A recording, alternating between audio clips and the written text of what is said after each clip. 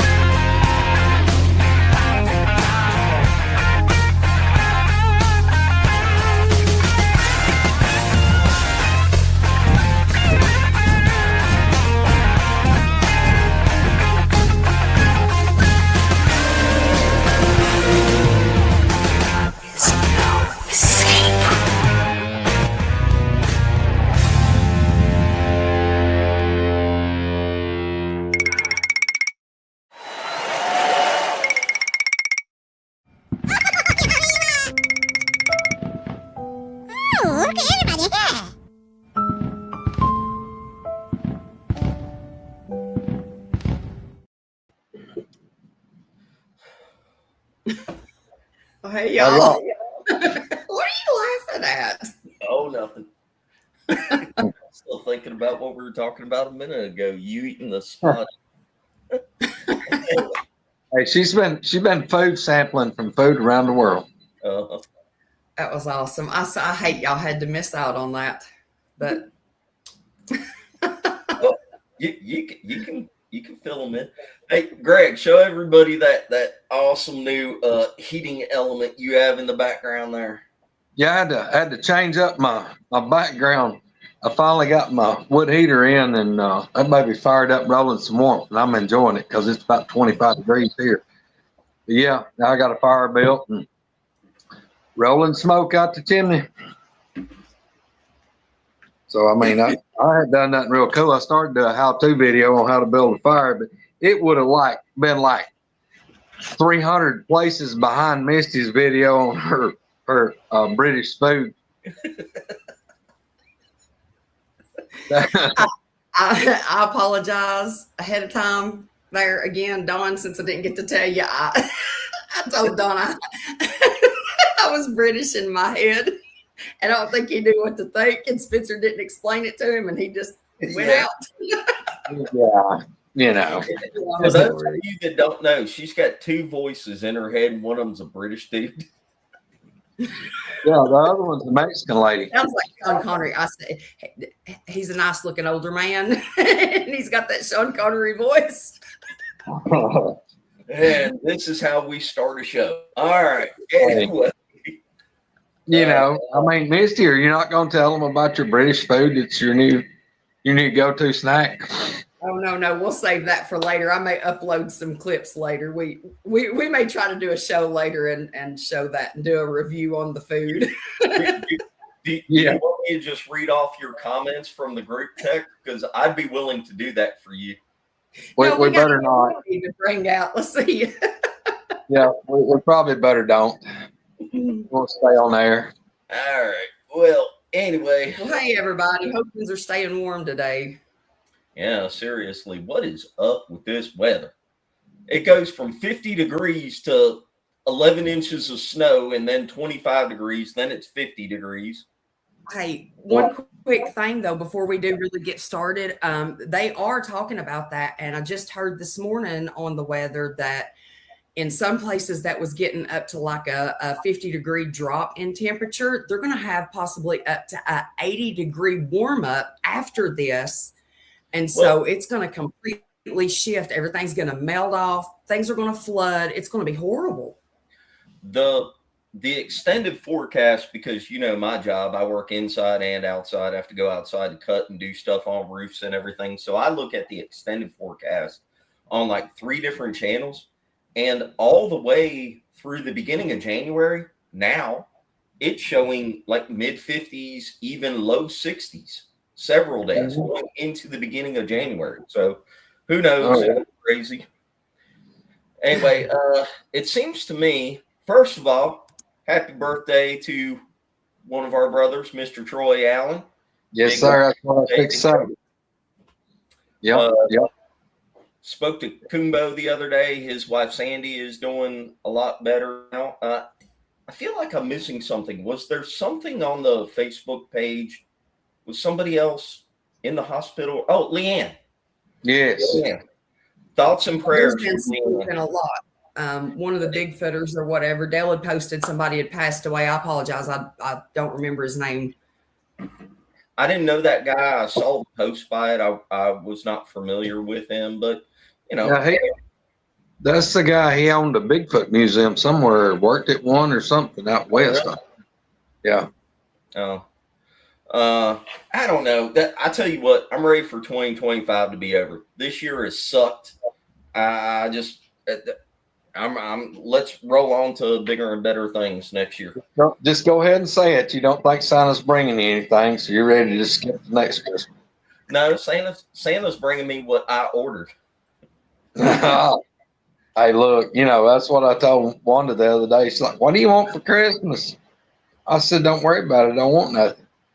Well, you gotta want something. I said, "Look, if I want something, I go buy it. If there's something out there that I didn't go get that I want, you can't afford it. So just leave me alone." Well, that's one way to be.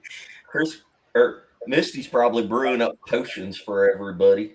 Oh, Yeah, I'm sure. I ain't had time to do anything. I started remodeling at the wrong time. Let me tell you. You're remodeling. You're doing video demos with your barn animals. You're sampling cuisine from around the world. I'm a busy lady. She's a Renaissance woman. 5-hour baths. I mean, Yep, I needed that. Look, All right. honestly, y'all, no joke. She sent a message at like midnight my time. yeah. I'm getting in the tub. I've got to soak. I got to get cleaned up. And then it's like 5 hours later. She's like, "OMG, I've been in the tub 5.5 hours." And I'm like, 4:30 in the morning.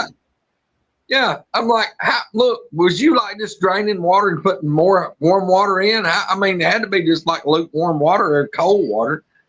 Oh, it was horrible, but I just laid back watching TV. I believe I probably fell asleep a few times. I told her in text I was going to start calling her new nickname was going to be Britannic because that was a sister ship of the Titanic. Hell, she stayed in the damn water afloat longer than the damn Titanic did.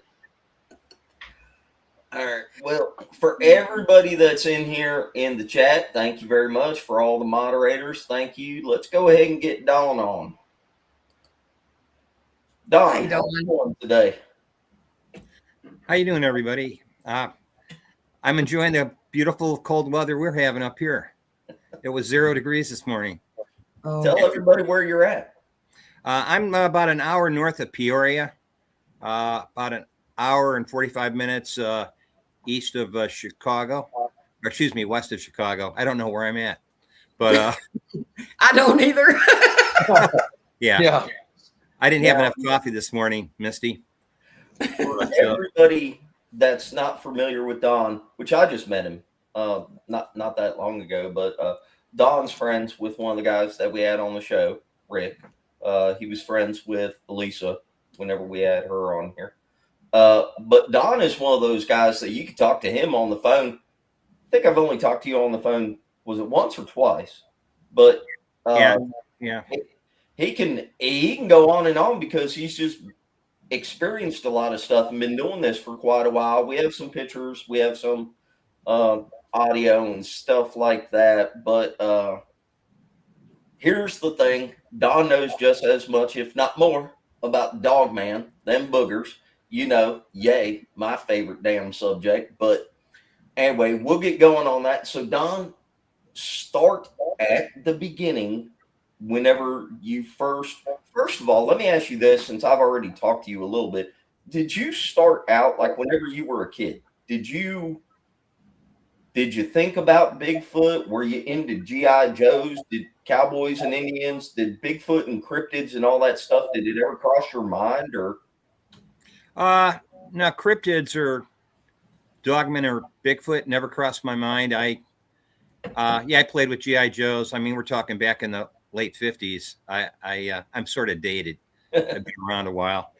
And I did everything kids in my day did. Well, we played cowboys and Indians and GI Joes, and we were outside all day. We never, finally, my mom would send my sisters looking for us, and half the time my sisters were outdoors, so we were like always gone playing in the neighborhood.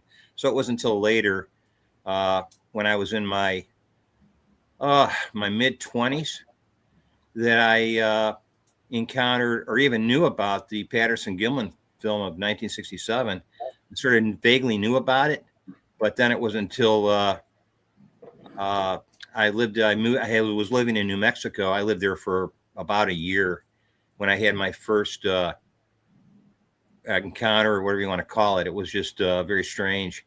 And up until then, the only experience I had before that was the year before I left to New Mexico. I was living in Illinois still. And I had a weird encounter, and I sort of put it back in my memory, forgot about it. I thought it was just some homeless guy hiding behind the branches of a tree on the edge of a game trail while I was mushroom hunting, and I had my dog with me. And I just sort of forgot about that until my encounter a year later in New Mexico. So cryptids were not really a thing. And I hid that first encounter for probably 30 years. I didn't tell my wife. For almost 30 years, I remained silent. And then finally in 2008, I came out because she wanted to know why I was so interested in Bigfoot. And then to answer your statement regarding Dogman, unlike Ricky, I'm just sort of, I know more about Bigfoot or have more experience about Bigfoot. Dogman is sort of an aftermath. He brought that up and entered my life with that little gold nugget. And I sort of haven't forgiven him ever since, because, he left me at his cabin. Well, I don't. I won't go in there, but he left me there. And he told me the next day, "Did you have a fun night?" So he knew what was going on. Rick has invited me to that cabin a couple times now, and I said, "Okay, I'll come down there." I said, "First you meet me at LBL, and then I'll go over to that cabin." But after hearing Don's story about the cabin, I don't know. Anyway, let's start at the beginning. I guess you can go. You want to tell the mushroom story first, or you want to tell the New Mexican? The New Mexico really sort of blew it out wide open for me. The mushroom story was just to make it into a thumbnail. Make it short and sweet. I morale hunted every April, right into early June. That was when our seasons hit this part of the Midwest, and I'd been doing that for years, for probably 1.5 decades. And I went to this spot, and it's called the Illinois and Michigan Canal Parkway. It's near a scenic area, a tourist community called Utica, Illinois. And hiked in with my dog, got off the trail, the walking path, and crossed over behind this canal called the I&M Canal, Illinois and Michigan Canal, and got onto basically a game trail, like a deer trail, and was hiking with my dog. And he got ahead of me, and something crashed through the woods off the left side of the trail, where the trail, you go up the game trail, and it opens up into sort of a prairie-like opening on the right, and on the left there were trees probably 30, 40 feet off the left side of that game trail with sort of a prairie grass filling up that void. And my dog's 20 feet ahead of me. Something crashed through. He stopped, looked over to his left and stared, and then did a 180 and came back toward me and tried to get between my legs like he was scared. And me not knowing anything, I was like, I wonder what that is. I figured it was a deer. So I walked to that opening on the end of that part of that game trail where it sort of opened up, and looked to my left. And there's this huge tree. I want to say this tree was probably 3 feet in diameter, and the branches were almost touching the ground. It was a type of oak tree. And I look, and I see the silhouette behind the branches. It reminded me sort of how a willow tree is, but it was an oak tree of some kind. And I look, and I see this silhouette mostly one shoulder, part of a head, and I think on the right, the left side of it, I saw what appeared to be it's either hip or upper thigh. And I'm looking, and then this thought entered my mind: just turn around and leave, like just leave. And I wasn't afraid. I was like, what the hell is that? And I left and went back to my car, and I actually stopped. I'd only been morel hunting for probably not even a half hour, and I left, and then I sort of stored that away in my memory, and it didn't occur to me it had anything to do with a cryptid. I just thought it was a guy dressed in all black under the foliage of this tree looking back at me, and he was a little taller than me. I want to say maybe a little over 6 feet, but it was it's late spring. It was probably 64 degrees out, 65. It wasn't really that warm. It wasn't that cold. It was perfect, though, for morel hunting. So the year later, I ended up in New Mexico, and that's where I got, I call it being surrounded in the mountains. And that sort of was a time when I was working 2 jobs. I was driving a beer truck for Coors, and on the weekend, I worked for a rancher in Cliff, New Mexico. And I told him this weekend, next weekend, I'm going to take some time off. And I actually got myself, told my boss at Coors, I said I'd like to get out early on Friday or take the day off, use one of my vacation days so I could have Friday and Saturday night and then come home Sunday to go wilderness camping. So I took my dog with me. It was a Samoy. Looks sort of like a white, pure white dog, a beautiful dog. And I told the guy I usually worked with on weekends in Cliff, New Mexico, his name was Walter. And I said, yeah, I'm going to go camping up in the Black Range in the Gila National Wilderness, which is just west of basically the Rio Grande, near a town called, or a community called Black Range Station. It was in that area. And he just told me, he says, well, take somebody with you. Don't go by yourself. Well, I had lived there for a few months, and I didn't really have a lot of friends. Most of the friends I had were guys I worked with. And so I just took my dog with me and got to a spot. I drove from where I lived in Central, New Mexico, and they changed the name of that town. It's no longer Central, but I've been back since.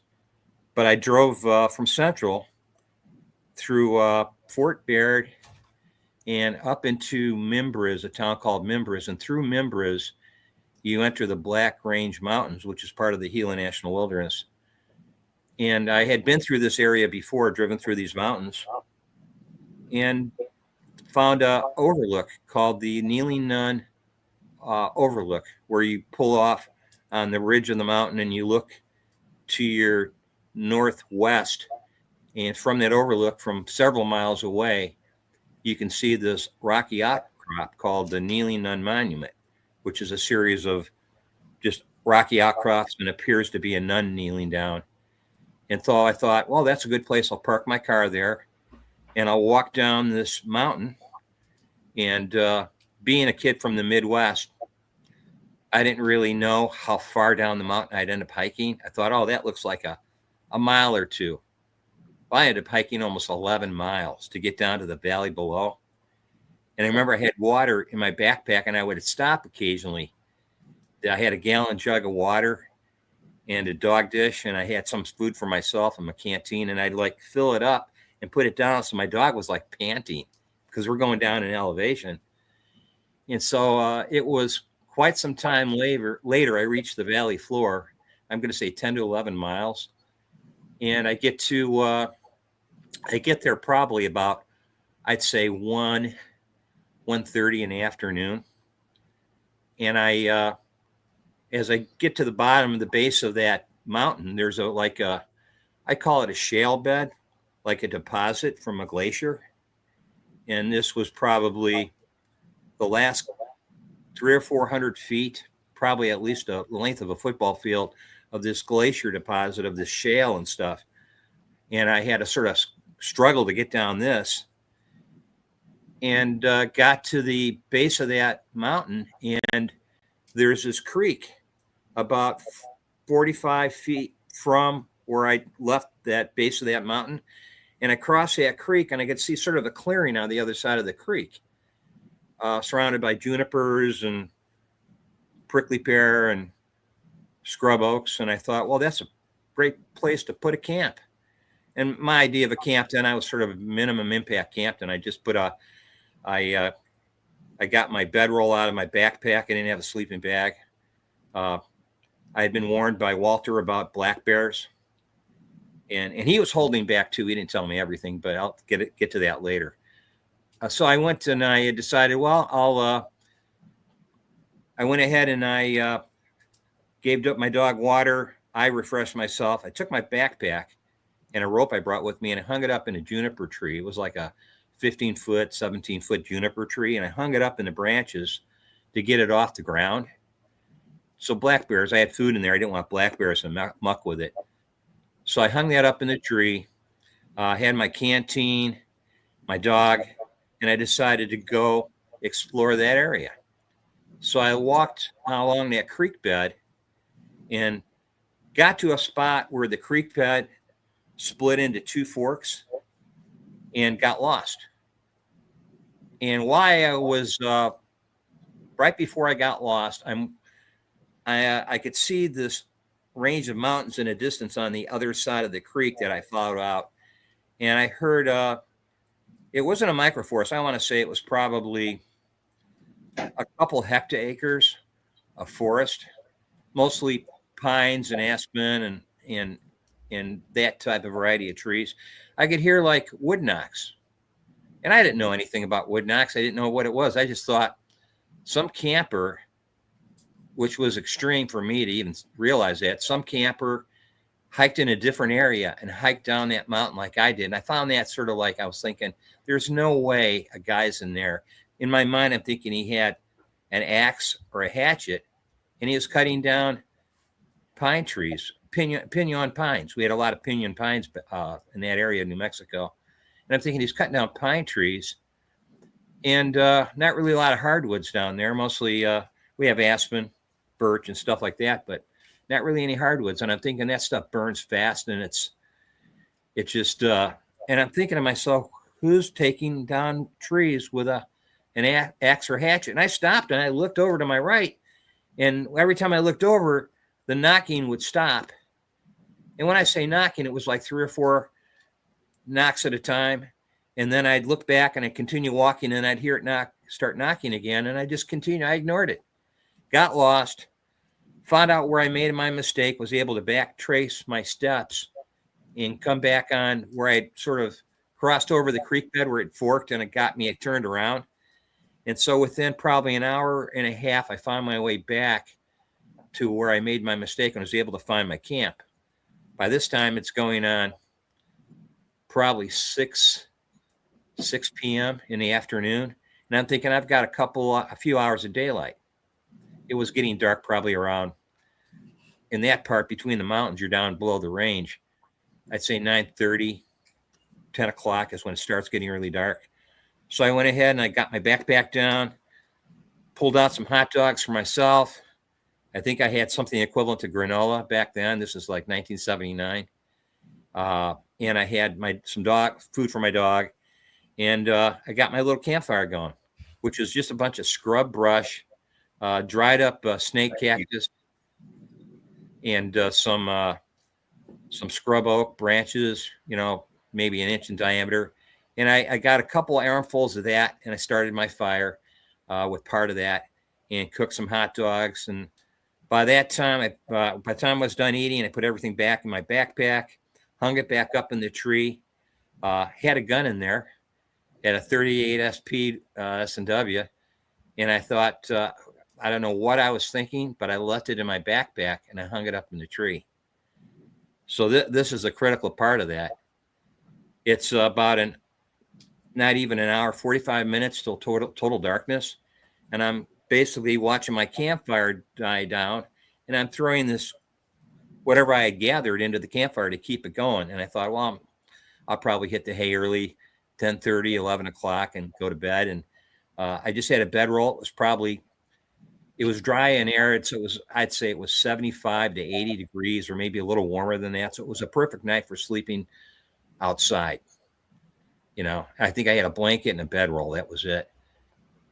So I'm sitting there, basically on my bedroll, feeding the fire. My dog's sitting next to me, and it's like getting to the point where you could see the red hue behind the mountain ridges sort of disappearing. The sun had already gone down, and it was starting to get to the point where you could comfortably see maybe 30 feet in front of you because you had enough daylight. And so I'm sitting there in that same sort of area, that shale bed that I came down. To the right of it, where I was descending, there was this butte that jutted out from that side of that mountain that overlooked my camp. So I'm hearing something. All of a sudden, I hear this, what appeared to me or heard, it sounded like somebody walking. I could hear footfalls.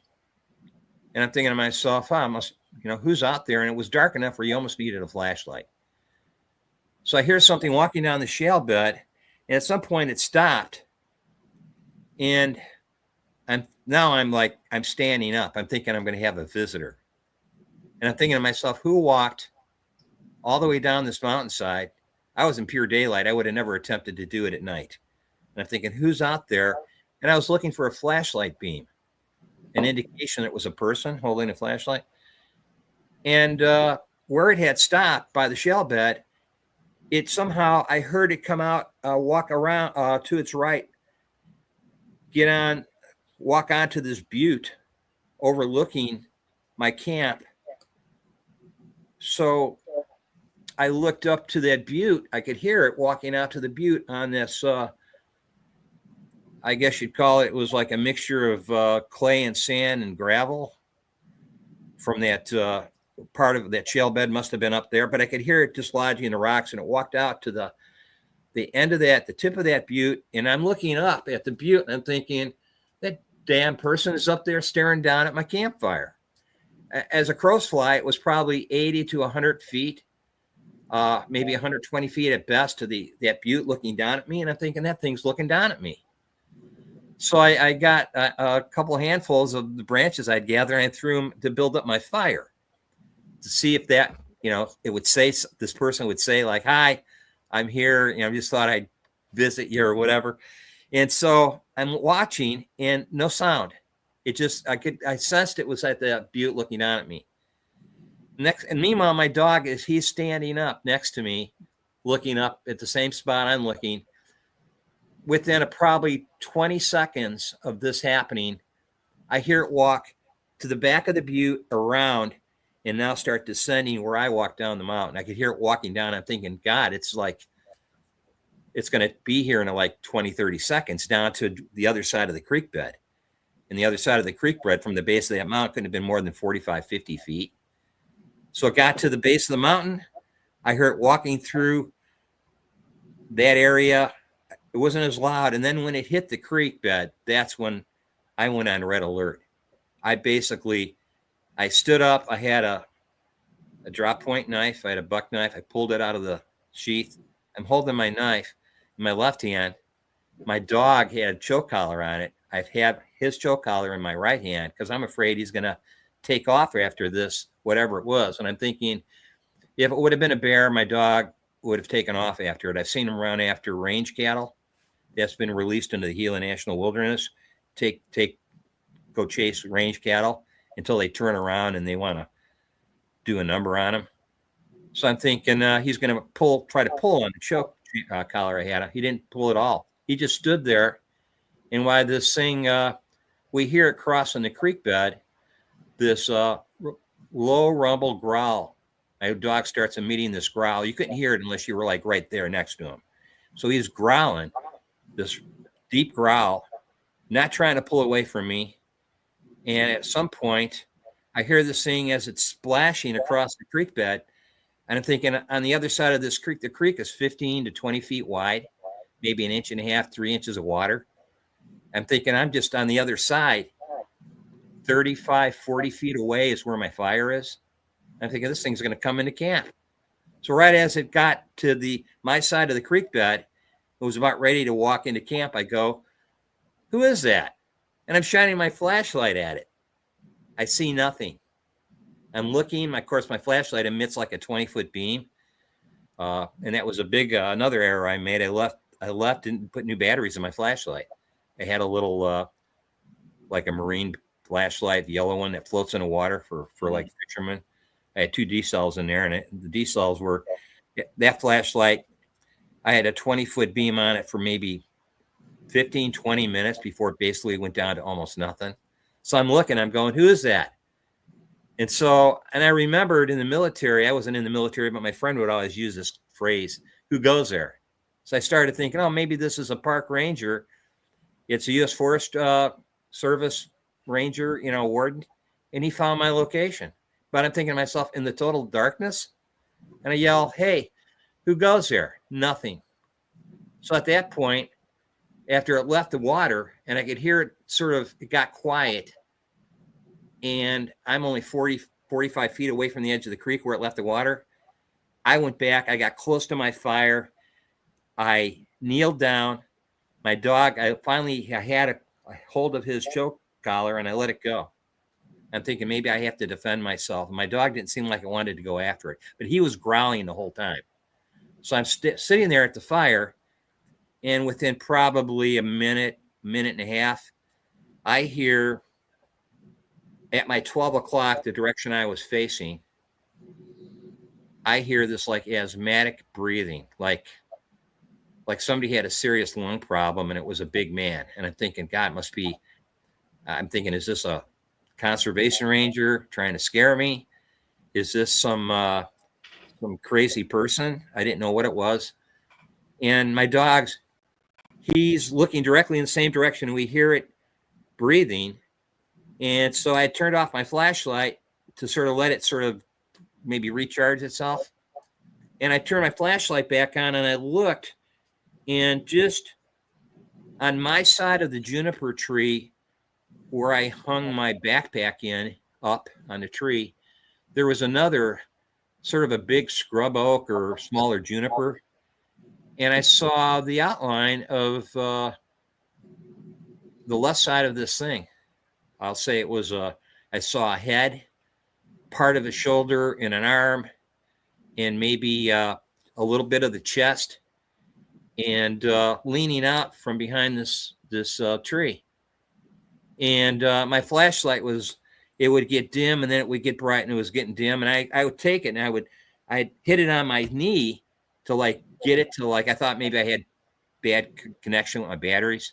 And it would get bright for a few seconds and it would go dim. So at that point, I knew my flashlight was shot. So I'm looking and I'm like, what the hell's going on here?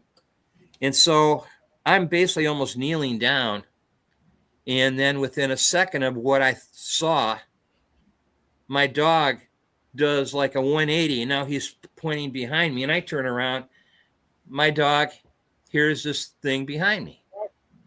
So I turn around, and occasionally I could hear pacing. I could hear pacing where it was walking around. I mean, I'm thinking this is one individual, one thing. So this went on until 4:30 in the morning. This started at about 9:30, quarter to 10, when it was almost getting to the point of almost complete darkness. This went on until 4:30 in the morning, till sunup.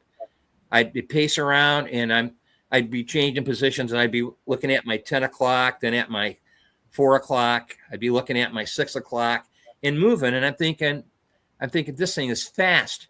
He'd be at my 10 o'clock, and then all of a sudden he's at my 3 o'clock within like a second. And I'm thinking, how is it moving so fast? And I could hear it pacing, but you could barely hear it. And my dog was changing positions. This went on until 4:30. And at 4:30 a.m., when it started getting a little brighter out, I thought, well, it must still be here. So I got a little brave, and I got a little further away from my campsite, started walking to where I had my backpack hung in the tree, was just north of me. And saw no evidence of a person or individual. And I thought to myself, well, damn, this thing left silently. It entered, making a lot, just walking boldly in, didn't care if it heard me. And here it is, 4:30 a.m. It's gone. Never heard it leave. Never heard anything. At the time, I look back weeks, almost months later after the occurrence, and I thought, wow, why didn't I look for footprints? Because I wanted to get the hell out of there, I think is what really happened. I was like, I got my backpack out of the tree, got my dog fed, and I got the hell out of there and walked back up the mountain. And later on, wow, we should have looked for footprints. Why didn't you look for impressions? And I was like, because I short of crapping my pants, I just thought the best probably possibility for me to survive is just go back up the mountain and get in my car and go back home. And then when I got back home following weekend, I went to work for the rancher, asked me how my camping experience went. And I felt embarrassed. I was afraid to tell him what I did, that I didn't take a person with me. You know, I guess he knew there was security in numbers. So he said, "Did you go by yourself?" I said, "No, I took my dog with me." He goes, "Well, that's better than nothing." So I almost think had my dog not been with me, I can't say I'd even be here right now. So that was sort of what started this whole, what I call, I guess, thing of investigating to find out. I got curious and I decided I'm sort of a citizen scientist. I started applying the scientific method and going out. I knew nothing about structures. I knew none of that. I didn't know what I was dealing with, other than I knew a little about the Patterson-Gimlin film, but I never equated the two as the same. I thought this was something totally different. Now here I am years later, 40 years, almost 40 years later, and I look back and I go, damn, I was surrounded, and I realize now they usually don't come alone. There's usually more than one. So meanwhile, I'm thinking there's one individual moving around me at lightning speed, and I'm thinking, no, there's probably three of them, maybe more. And probably wanted to know, what is this guy in the middle of nowhere camping, you know, in an area where nobody camps? There was nobody there. And then later on, I realized, oh, the wood knocks, or whatever people call them nowadays. I thought maybe they were knocking and alerting each other that we have an intruder, and which was me. So that started this whole, and I had that I kept that sort of a secret for 30 years. I didn't want my wife or my kids think I had gone off the deep end. So I didn't really tell them any of that. I just sort of, it wasn't until 2008. I'd been doing research on my own, doing a lot of hiking, camping, and fishing, and always had a friend with me or my son with me.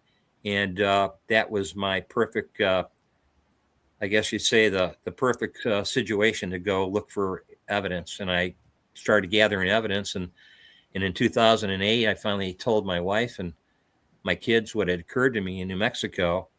And my son told me, he says, I have a feeling they do exist. My daughter didn't know what to make of it. But I said, yeah, I'm tired. I'm getting older. I don't care what people think.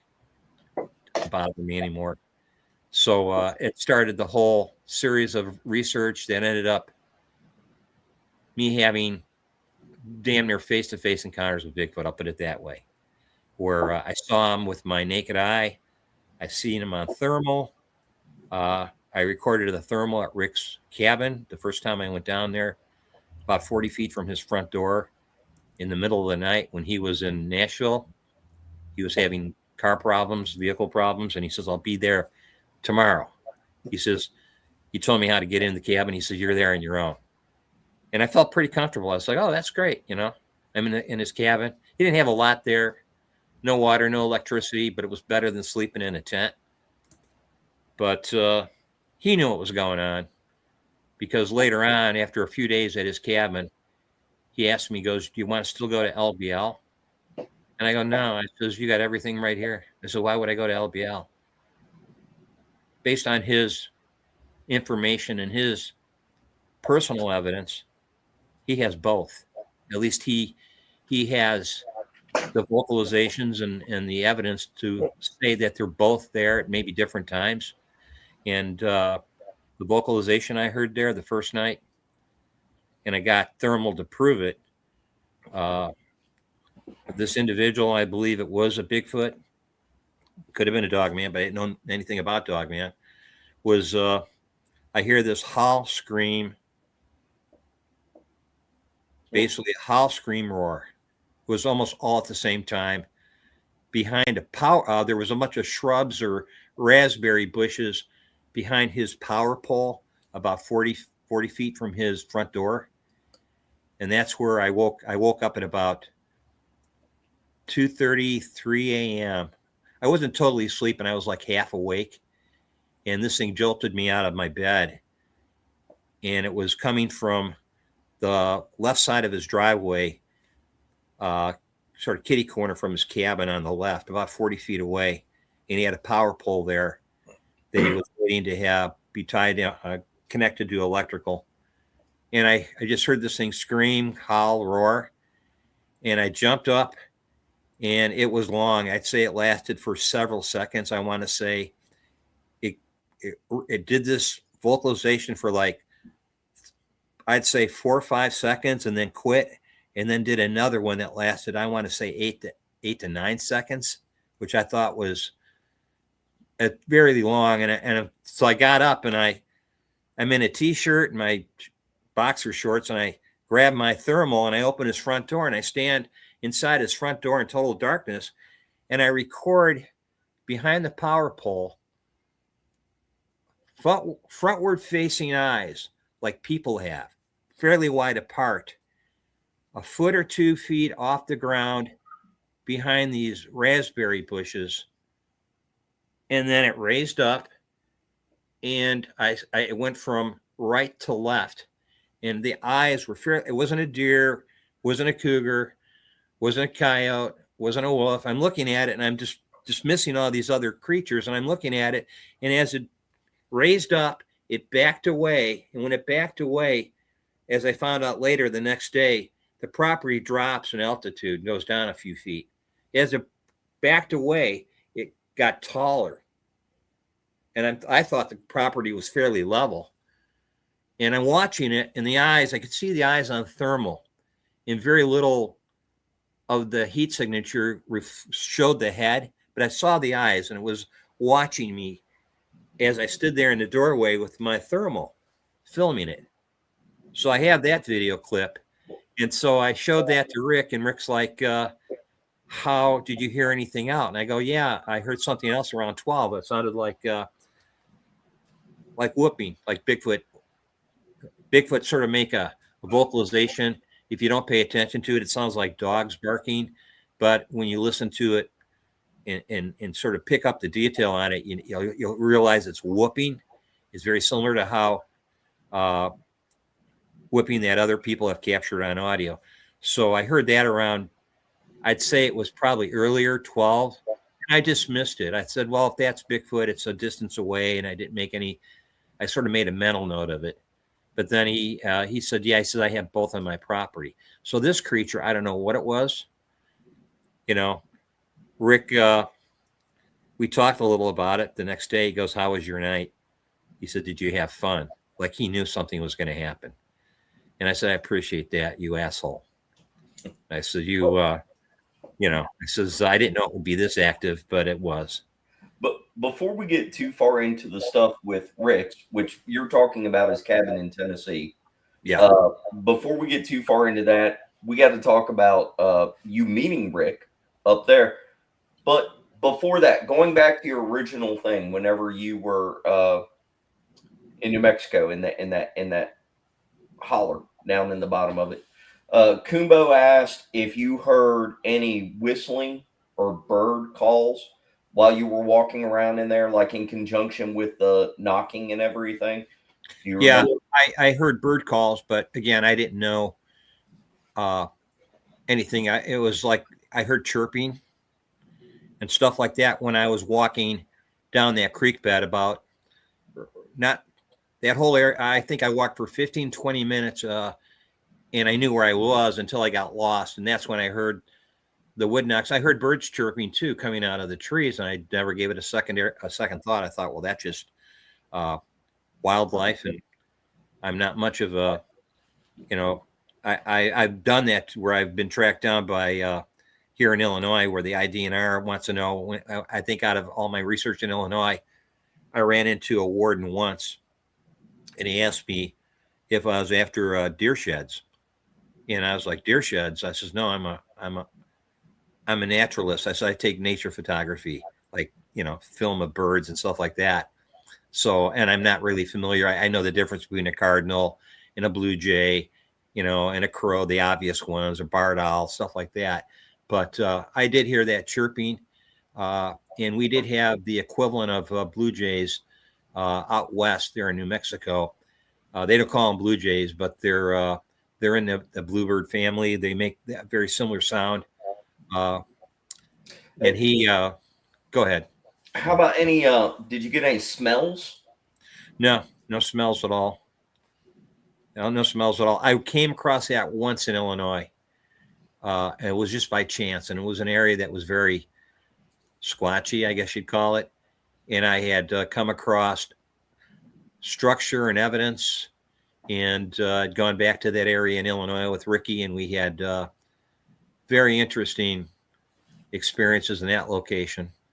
But it was, and it was always, and then I sort of, what first thing that clued me into bird chirps is when I started dating my wife. We were, I don't think we were engaged yet, but she knows I like polar camping,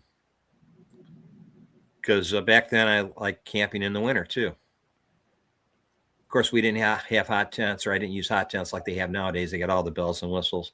But we went to a state park called Buffalo Rock, which is off the Illinois River. And we were just dating. And I said, you want to go polar camping? And she thought, she said, sure. She trusted me. And so we went to an area, went to the state park.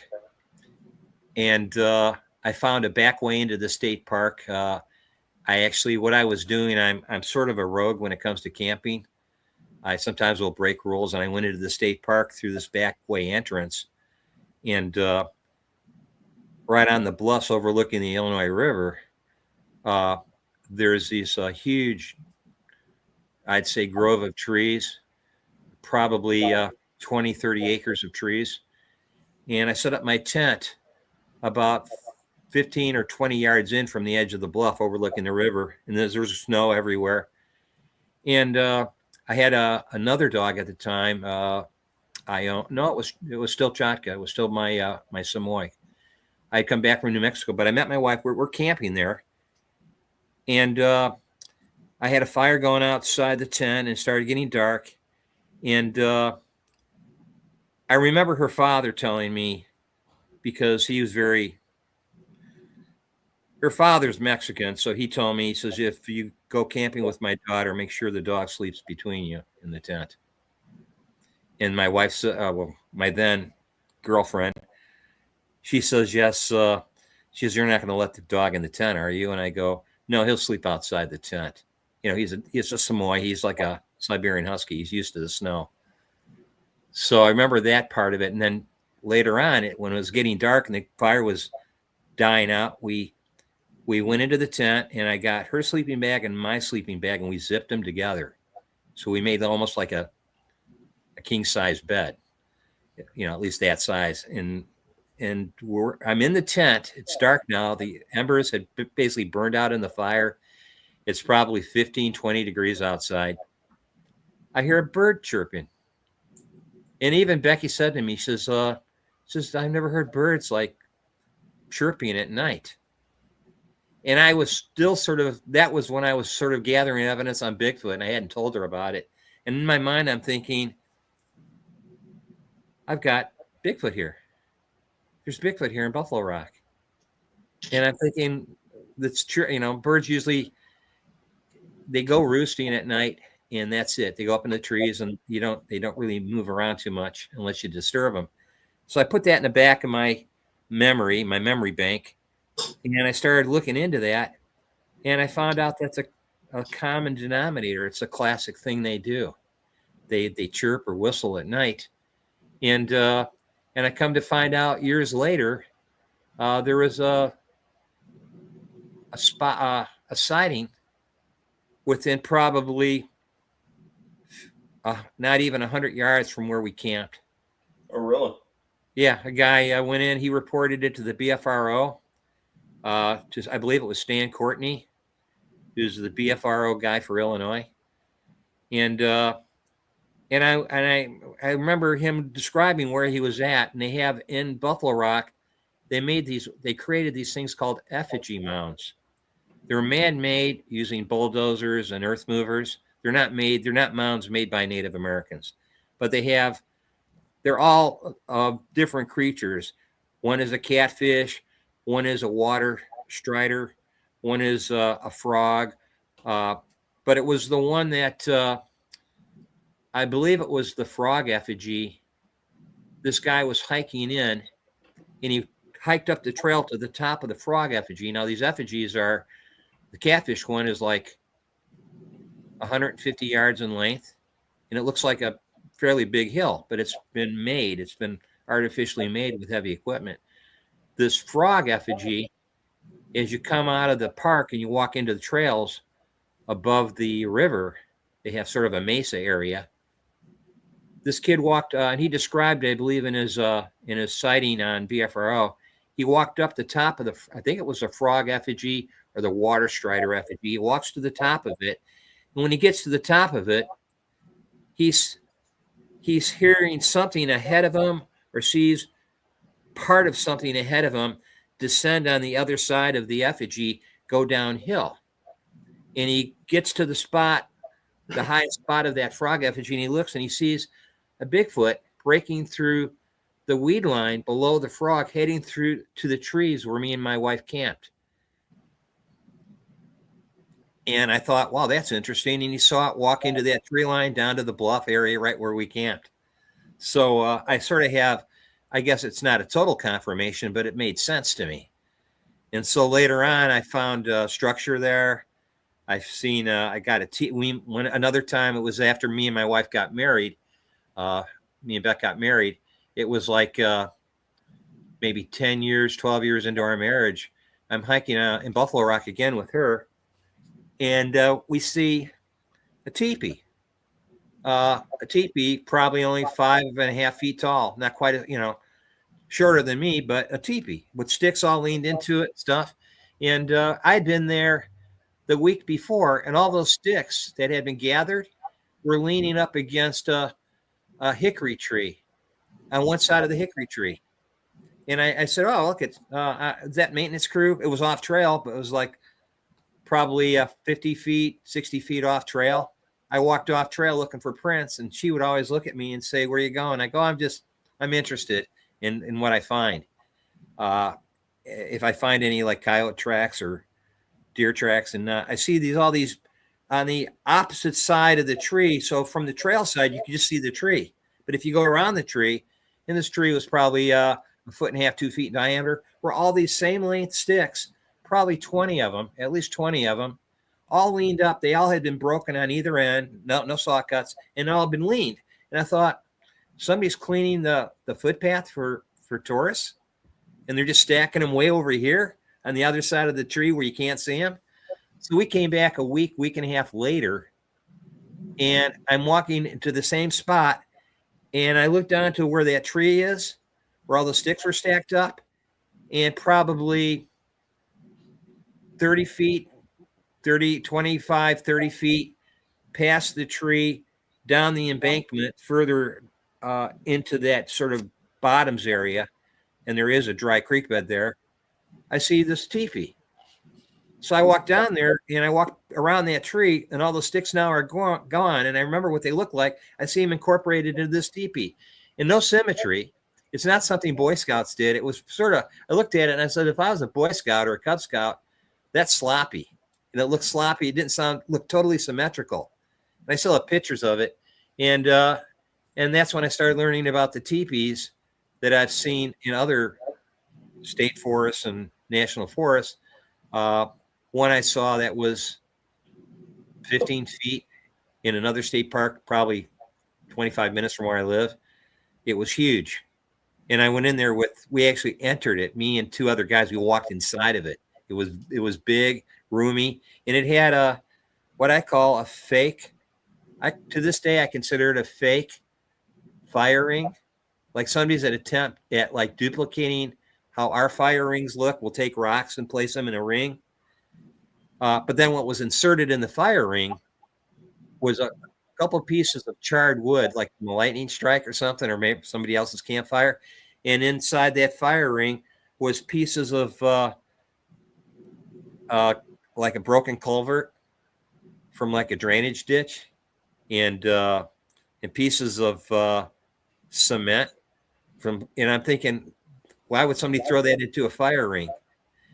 And that was a spot not far from there that I went with Ricky and a common friend of ours named Dave. I'd say probably within that same year. And they went without me, and they both had dogman sightings, I'd say within a mile of that area in that particular, that very state park.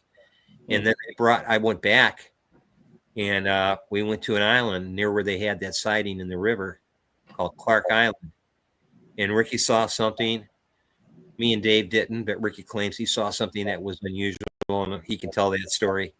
But they had been there probably months earlier and saw allegedly 2 dogmen in different locations. One near the Phragmite weed bed along the edge of the river. On the other side of that weed bed on the edge of that river is Clark Island. And then a little further in, they saw a second one. One was like behind Ricky.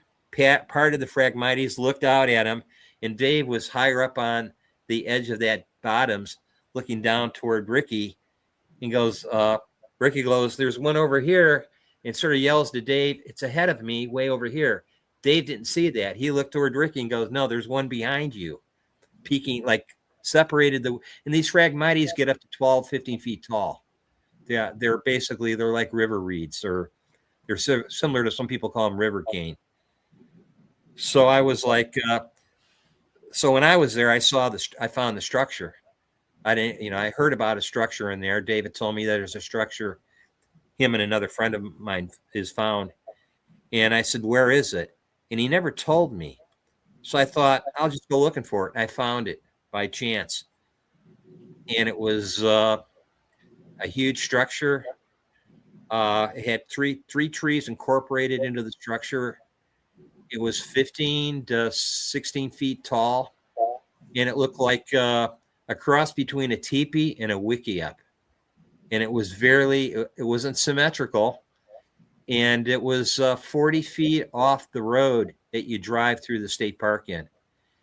And the only reason I decided to look there is because I find these things, they're like, they're eye catchers. It's like a piece of timber or tree is pulled out of the tree line and laid out toward the road. So when you're driving down the road, I saw that. I call them marker trees. And I saw the marker tree laying at the road. So I happened to slow down and come to a stop and look to my right. And right where that marker tree is, 10 or 15 feet past it, there is the top of what I thought, what is that? Is that a teepee structure? And sure enough, I hiked in 40 feet I parked my car, got out, walked in, and there's this huge structure. And nobody knew it was there. So then I called Dave and Ricky, and Dave had already seen it. So I took me and Ricky and Dave went back to it, and we visited, and then we saw some indications that looked like impressions on the backside of it. So, that sort of led to this other research I did, and meeting up with Ricky in Wisconsin and a couple of our other researcher friends. We ended up in Tomahawk, and that was a very revealing trip up there. All 5 of us with our own tents in Tomahawk, Wisconsin, where Ricky has interviewed a dogman eyewitness who lived at this house, who let us stay in her backyard. Her house was going through foreclosure or whatever, but she still owned it. And she let us, Ricky asked if we could stay in her backyard. She was surrounded on all 4 sides by forest. And we were just basically there because Ricky wanted to do Dogman research. But that was very revealing. So we ended up staying there for about a week, 6 days. We spent there camping in this backyard that the grass was about a foot tall, wasn't really manicured at all. And the day after Rick and Mitch arrived or got there, they got there part of the day before me. They had walked to an area off of her backyard there was these trails, footpaths behind her backyard going through the trees. And there's an area where two paths merge into one and then it takes off. And they got to that place where the two paths merged together. And there's these trees growing in this sort of triangular area between the two paths. They had been there earlier and there was nothing there. They go back there, Rick and Mitch go back there, and now there's two pine trees, probably 25 feet tall, broken at the base, leaned into a perfect X. Yeah. And I got that picture. I don't think I ever sent it to you. You didn't.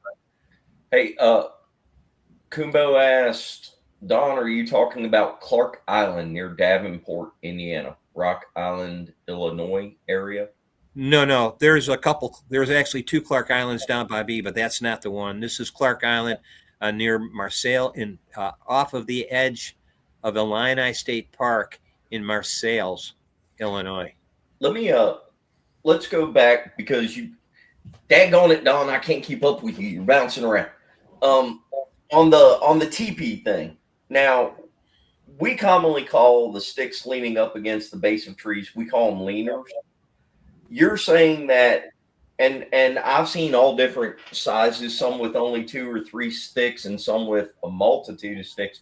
Are you saying that one day you were there and they were all leaning up against a tree, and then a couple days later or a couple weeks later you came back and you're fairly certain it was those same sticks that had been turned into a teepee structure? Exactly. That's exactly what I'm saying. In fact, I have a pretty good memory. I don't have a photographic memory, but I remembered the appearance of the sticks, and they all approached 4.5 to 5 feet in length. Right. Because when they were leaning against the tree, I made it a point to look at the tops and the bottoms to see if they were cut with a saw or chainsaw or whatever. No, they were broken on both sides, both ends. Were they all of the auxiliary branches were broken off of them to where it was just the main branch? Yes. In fact, almost all of them, if not the majority of them, were all debarked. Right. There might have been maybe one that had partially bark on one end, but it's like if you took your hand and you just ran it down that branch and just stripped all the bark off, and that includes the auxiliary branches. How far away from the nearest water source was that? Oh, that's if you walk to your left from back onto the trail, because it was like 20, 30 feet off the trail where they had created the teepee, maybe a little further off the trail, and also where they stacked them on that tree. If you walk up to the trail 30 feet, and then you walk past that trail going east to the Illinois River, you're at the bluff, probably within 50, 60 feet of the bluff. And if you descend that bluff, you're going right into the river. And there's spots where you can descend that bluff. When I was younger, I did that. I wouldn't do it now. I'd probably fall into the river. Did you see any asterisks or X's right there in that area? Yeah. Later on, further up that trail, in the main part of the forest there of that state park, I found X's giant. One was a giant tree arch. The tree going straight up was probably 40 feet, at least 40 feet in length. And that tree had been bent over and shaped and had been trapped with deadfall. Like deadfall was carried from another area and put on top of that tree, created this perfect arch. And I've seen several of those, small ones, medium-sized, giant ones. And I found in that close to the area where that giant arch, I saw X's, small X's, big X's, And the leaners you're talking about, I do make the distinction. The leaners, I'll see sometimes 2 or 3 leaners leaned in the same direction, where the top of those leaners are almost touching each other on the crook of the tree or that part of the tree, the living tree. And occasionally I'll find what I call a tripod. I call it like a 3-sided pyramid, or three trees, or I guess you'd call them small trees that have been debarked and debranched, are now leaning on a living tree, 3 of them, to form like a tripod. And it's almost like, I always wondered, if I come back later, will they be a teepee where you have several, 20 of them, 30 of them? And that's just part of the research. But I see a lot of leaners. And then I see near the leaners, I'll see breaks at anywhere from the 5 and 6 foot level all the way up to the 9 and 10 and 12 foot level, where the breaks are perfectly like it's a twist break, where they actually, it's twisted. So you are, and it explodes, and then it's laid down and forms like an upside down check mark. Right. And I see those like they're everywhere.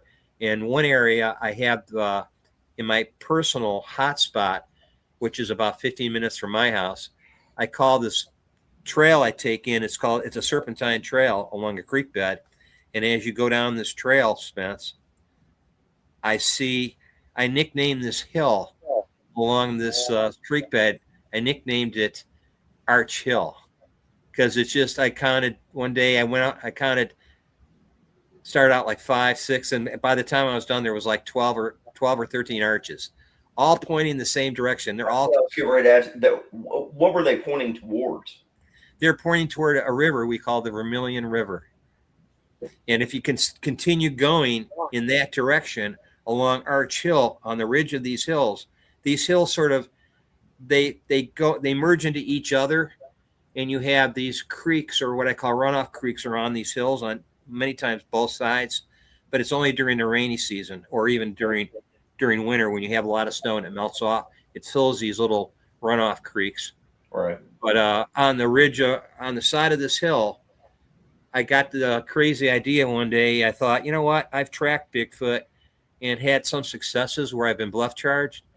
In this particular situation, that's exactly what happened. I thought, I see the leaners, I see the arches pointing toward the river, I see all these spots where there's activity, not necessarily footprints, but and I did find one footprint in that area. But I decided one day to go down there, get out of my vehicle, and I went over and I said, I'm going to go over to follow the creek bed to Arch Hill, and then climb up to that ridge. And there was, like, again, 12 or 13 arches along the side of this hill, merging into these other hills. So I'm walking the ridge line on these hills, going toward the river, and I find this giant pine tree broken off at the base like a big arrow. And it was overhanging the bluff on one of these hills, pointing directly toward the river, just like the arches. And in the distance, I could see probably 30, 40 yards away, I could see another break, or I should say a check mark break, which was pointing in the direction of the river also. So I made my way, and I'm tracking these structures. I'm using them as sort of arrows to point me in the direction. And as I got to the river, I was probably not even 1/8 of a mile from the river. And I get to the top of this ridge line of the hill, and I would have to descend it and enter these phragmites, these 15, 12 foot tall weeds. And just on the edge of that weed bed, to the right of it, was this, I guess you call it a microforest. And I'm thinking, well, I had just changed batteries in my camera and hadn't turned it on. And I got to the hill and I was getting ready to descend it to go to the river, either through the phragmites or through the trees. And I hear something sort of like the encounter I told you earlier with my dog about this thing crashing through the trees. Same exact thing. It's further away now. Looking across to these trees, and the phragmites is probably 30 yards, whatever that is, 90 feet away. I hear this crashing like you're friggin' freight train coming through the trees toward me. And just as it got to the edge of the tree line, it's like it stopped. I didn't even hear it stop. It's like it put on the brakes somehow, and I'm thinking it's going to emerge, and it never emerged. And I'm standing there, and I'm thinking, this is sort of the signal for me to leave. I'm thinking this is like, it was like, I think it knew I was following it or tracking it, and it got to the point where it was by the river, and it was like, I don't think it wanted to go into the river. It was like, hey, I'm not, this is enough. And I've seen a lot of stuff in this active spot there, which I found a structure there, which is 20 or 30 actual trees debarked and leaned into a shelter above a creek bed. Really? I have pictures of that. Yeah, that was on the Serpentine Trail. Is it below this ridge line that I walked? Are you putting any of, just so everybody knows, which I was going to bring this up later, but Don has a channel. He has a YouTube channel. Are you putting a lot of this stuff on your channel? Some of it I do. Some of it is when I do a video, I might throw up some of these images or photos of, sort of an intro to what's going on. I do sometimes. I do film it. So, sometimes I don't, because I don't know how to put it in context for people to understand it. Well, Don, we got 130 people watching live right now. We're going to be over a few thousand here in just a couple of days. So you might want to put some of these on your dang on channel. Going back to the, let's, you know what, before we lose track of it, you want to talk about some of these pictures? You want to show some of the pictures now and go through them? Sure. I don't have them in any order. If you want to, let's do this skeleton thing. What is this? Okay, we call it the inside out deer. That's at the hog run area where I haven't really delved into any of the hog run sightings that I had on thermal. But me and my friend Dave had gone to that area where he has seen Bigfoot there. I count 8 to 9 times. He's seen in daylight sightings with his own naked eye. But I went back with another friend of mine who does research also along the Illinois River. And I told him he had been begging me to go to this area where he knows I've had sightings. I've had howls, whoops, tree breaks during the daytime and at night, where they've come in on us, crawled in, walked in, whatever. And we went back. I said, I'll take you during the day. So we went in there to the hog run, and it's named a hog run because it's a river or creek bed that goes through there. We called Hog Run Creek. And so I said, let's go into Hog Run Creek. I said, that's where the activity always seems to come from, that they're using the waterway, and the Hog Run Creek comes off the Illinois River. So I told them, stay close to me. Don't get far away. I said, there's lots of them in here. Where I've seen three on thermal one night, and I always assumed they were either 3 different creatures or they're one creature. I'll never be able to prove that. But we're walking down through this area, and I walk through a series of what I call, for lack of a better explanation, it's basically where you would set up an ambush. So I'm walking this trail on the other side of Hog Run Creek, and my friend Garrett is on the other side. And I always told him, I said, stay within 20, 30 feet of me within eyesight. Because I said, I don't know how these things are going to react if they see you in their area. Well, he had decided he didn't listen to me, and he got like 100 yards away, and he was down by the tracks. So I thought I was going to have to call him on my cell phone. But I'm walking through this brushy area with all these bushes, and you can see all these little game trails going through this brushy area with all these, I call them willow bushes. They're basically, deer love them. And but there were all these trails going through this bushy area. And I'm thinking to myself, I was taking a big chance. After my previous encounters, I'm thinking, man, they're going to, they just reach out and grab me and have no problem. So I'm going through there, and I've got my head on a swivel.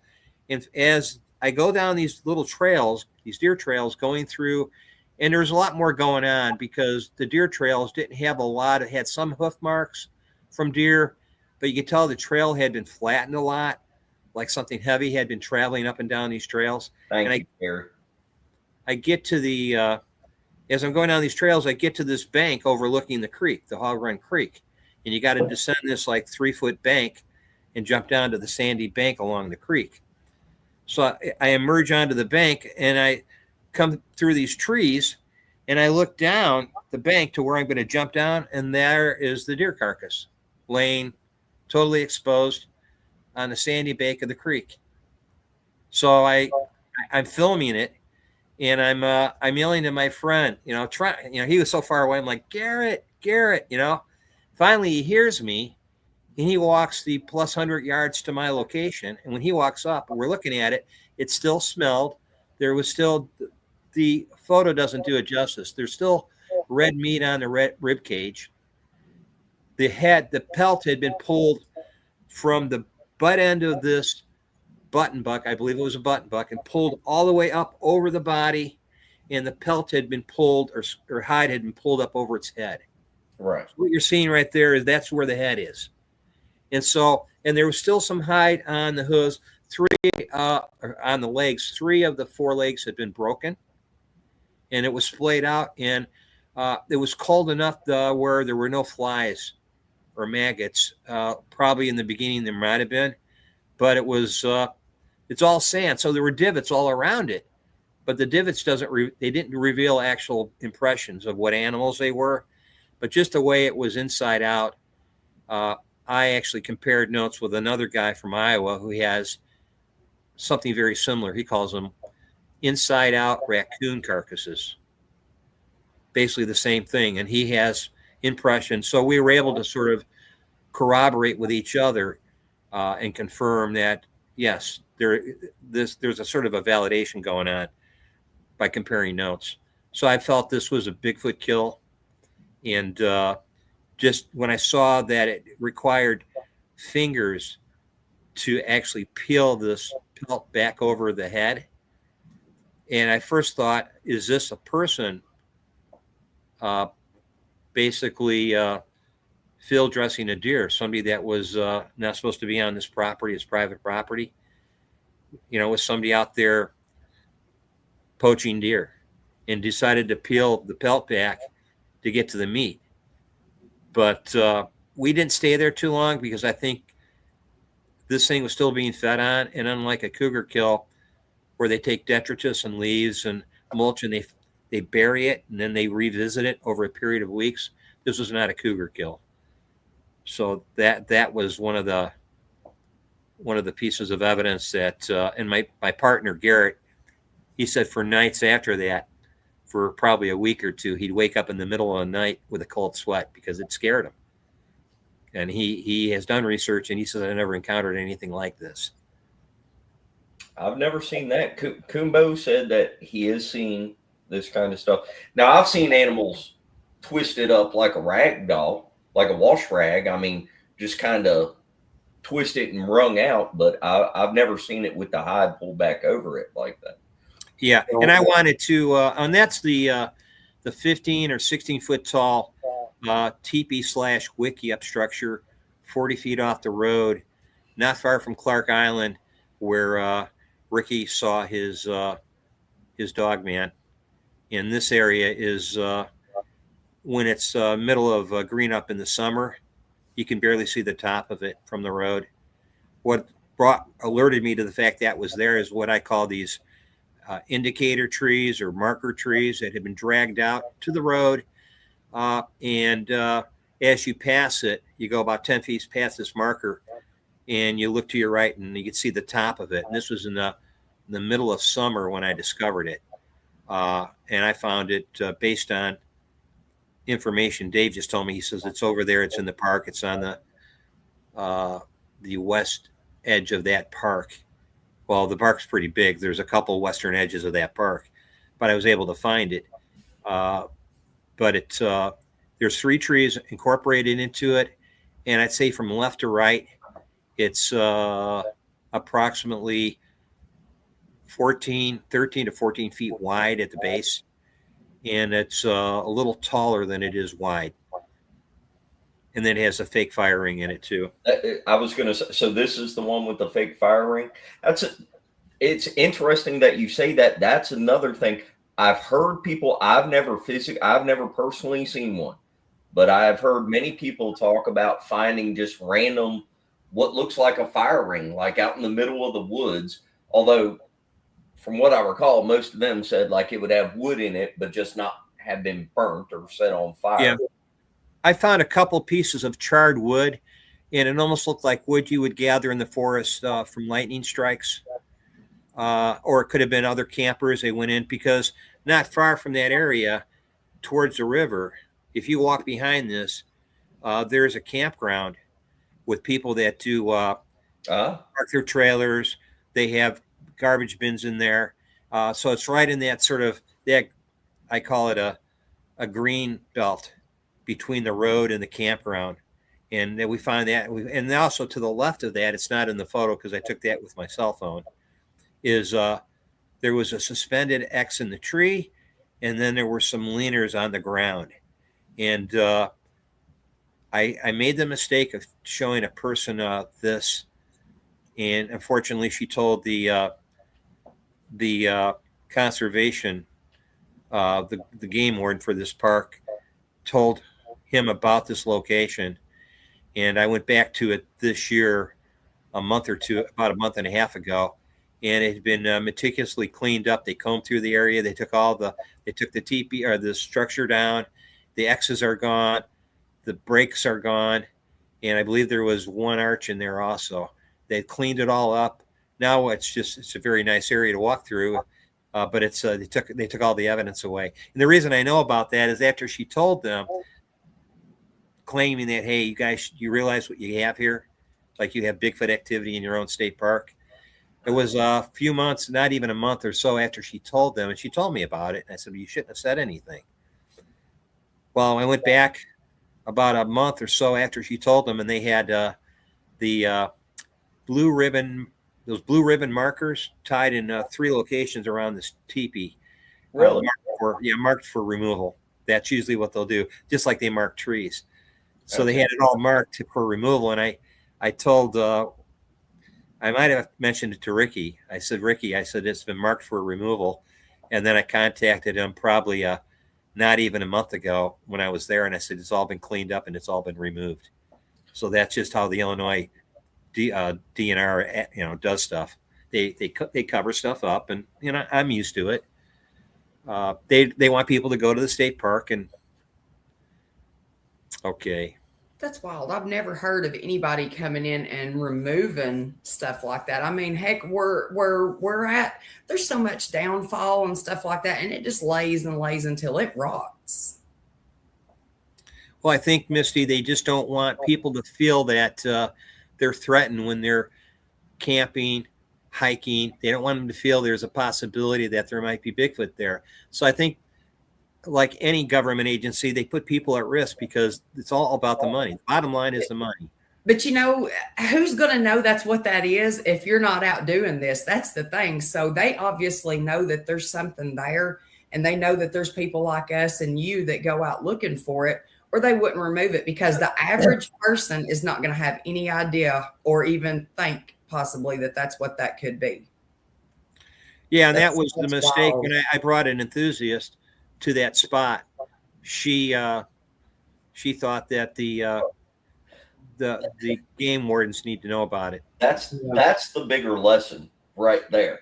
Don't bring outside people in to stuff like that, unless you know them. Keep it close. What is that? That goes back to the old motto of loose lips sink ships. Ain't that the truth? A lot of times it don't even matter. You can know people and bring them, and it still winds up getting out. I mean, that's the sad part of it. Is that you gotta keep it secret. It taught me, Misty and Spence and Greg, about getting better at judging the character of people. Yeah. I mean, doing this kind of research also brings you into the realm of teaching you about yourself, and sort of a form of psychology.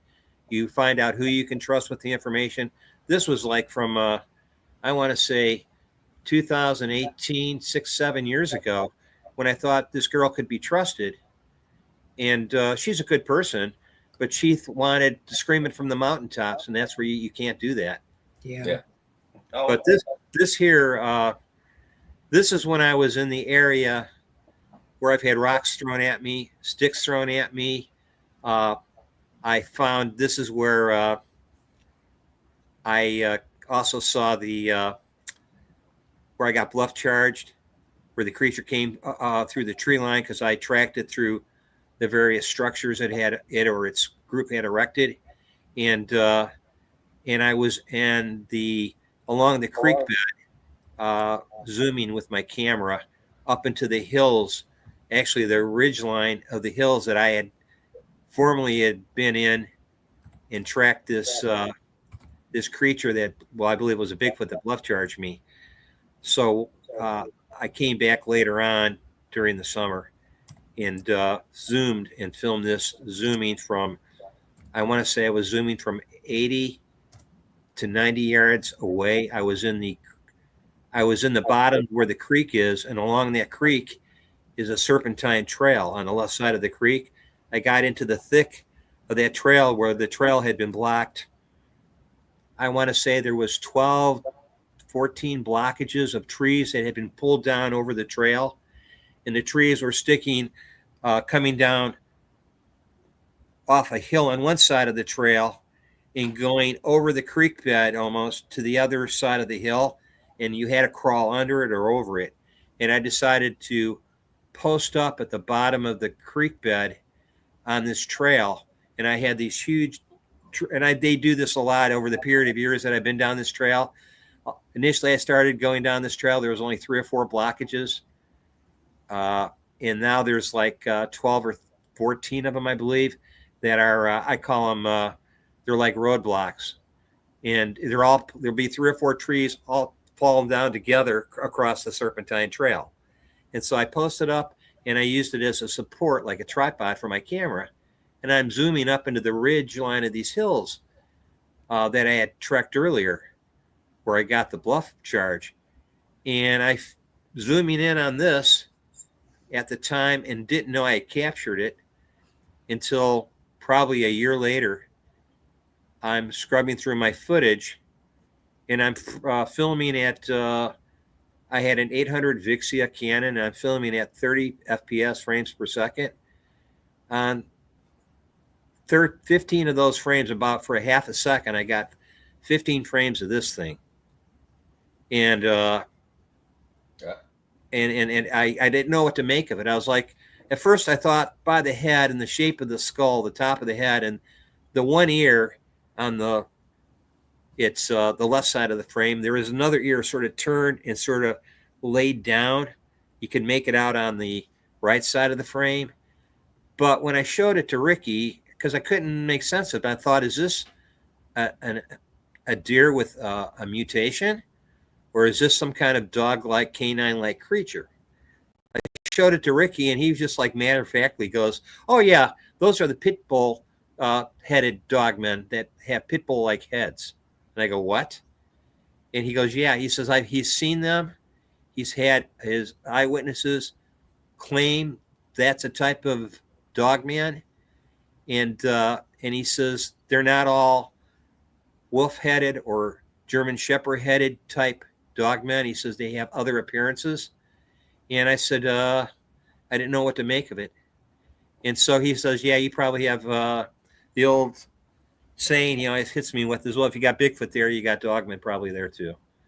So I just put it away, forgot about it. And I was like, I don't know, it's sort of, I'm not afraid of dogmen because I haven't had the experiences Rick has with them. But based on what he's told me, as long as you don't muck with them and mess with them, they pretty much go about their business. So I didn't know what to make of that. So he told me, he says, that's because I looked at the head of it and I was like, I know what a deer looks like. And the ear based on the size proportion of the skull seems to be too big for the ear of a deer. Kumba wanted to know what state you took that picture in. He says that that's the ones that Troy Allen talks about. That was in Illinois. In the spot I mentioned is 15 minutes from my house. It's my hot active site where I had the bluff charge. I've had things thrown at me.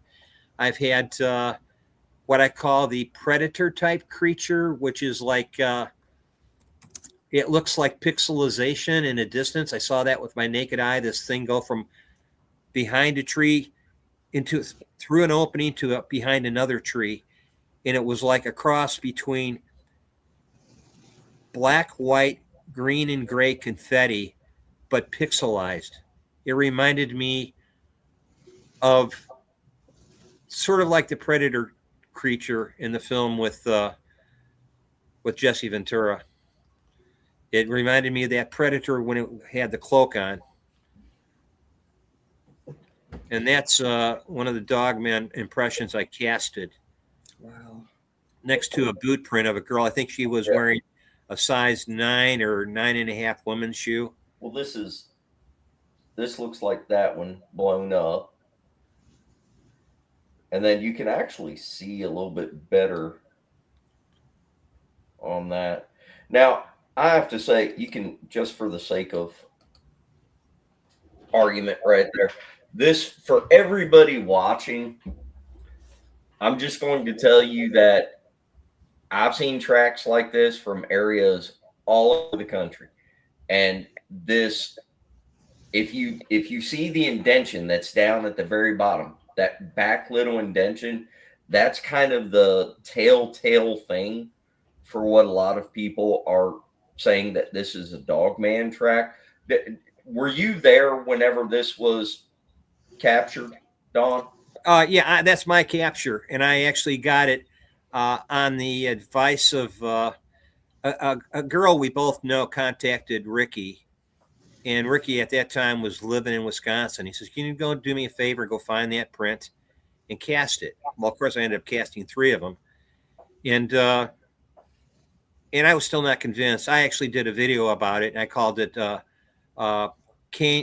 Canine-like impression found, or unknown canine print found, is what because I wasn't still convinced. I thought this could be a dog. And my argument with, I should say, it wasn't really a debate, but it was a difference of opinion with Rick.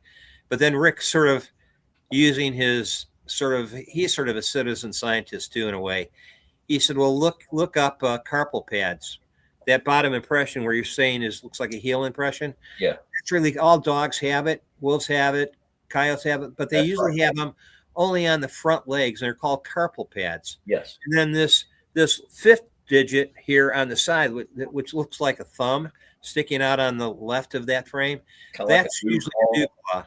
Yeah, that's a dew claw. But what I found obviously weird about it is most dew claws on dogs don't have a what I call a digit pad.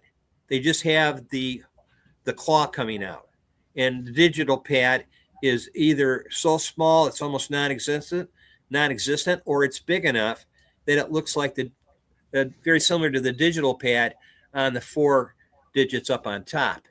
So I thought, well, that looks almost like an emerging thumb.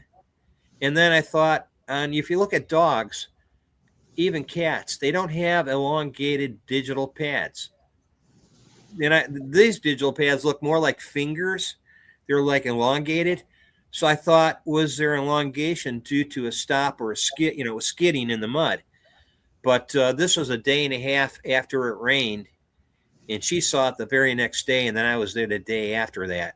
So this, I actually casted, 3 of those, and they're all, I didn't know what to say. Rick, of course, told me, he says, these impressions that I find. And so I went to the NADP website, North American Dogman website, and they have pictures of these almost identical impressions. I know people personally, a couple of them in Ohio, and up north, another area that I'm not going to talk about, but the tracks and the casts that they've got look like this, except for they're about 12, 13 inches long. Yeah, this was only 9.5 to 10 inches long by 6 inches or more wide. And there's another gentleman, he took pictures of almost this exact impression in Ohio. And I sort of was comparing, I was like Googling, trying to find out Dogman impressions. And strangely came up this gentleman, which I think you have interviewed before, called Kane Michaels. And I was like, wait a second. Wait a second. This gentleman, Kane Michaels. I don't know him. I was like Kane Michaels has We know pictures him. of dog. Don't listen to Kane. Don't bring Kane up on our show. Doesn't nobody hear from Kane. Kane's sorry. my hero.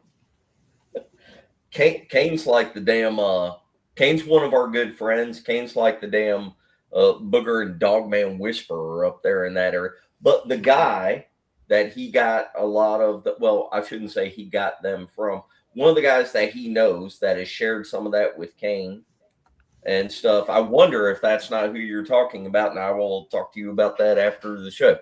But yeah, there's a guy up there that Kane knows that has some really, really, really impressive stuff. Does that have 5 toes? Like, does it? It looks like it's got a digit, like a thumb off to the side or something. Yeah, that's the dew claw I'm talking about. Usually on a dog, when it puts the brakes on and lowers its elbows and it slides, you'll see the dew claw impression, but it's a little, usually just a little hook. This one, when I on my other cast, it almost looks like you can see the digital pad, which is like most dogs have a really small, tiny little, what I call dew claw pad.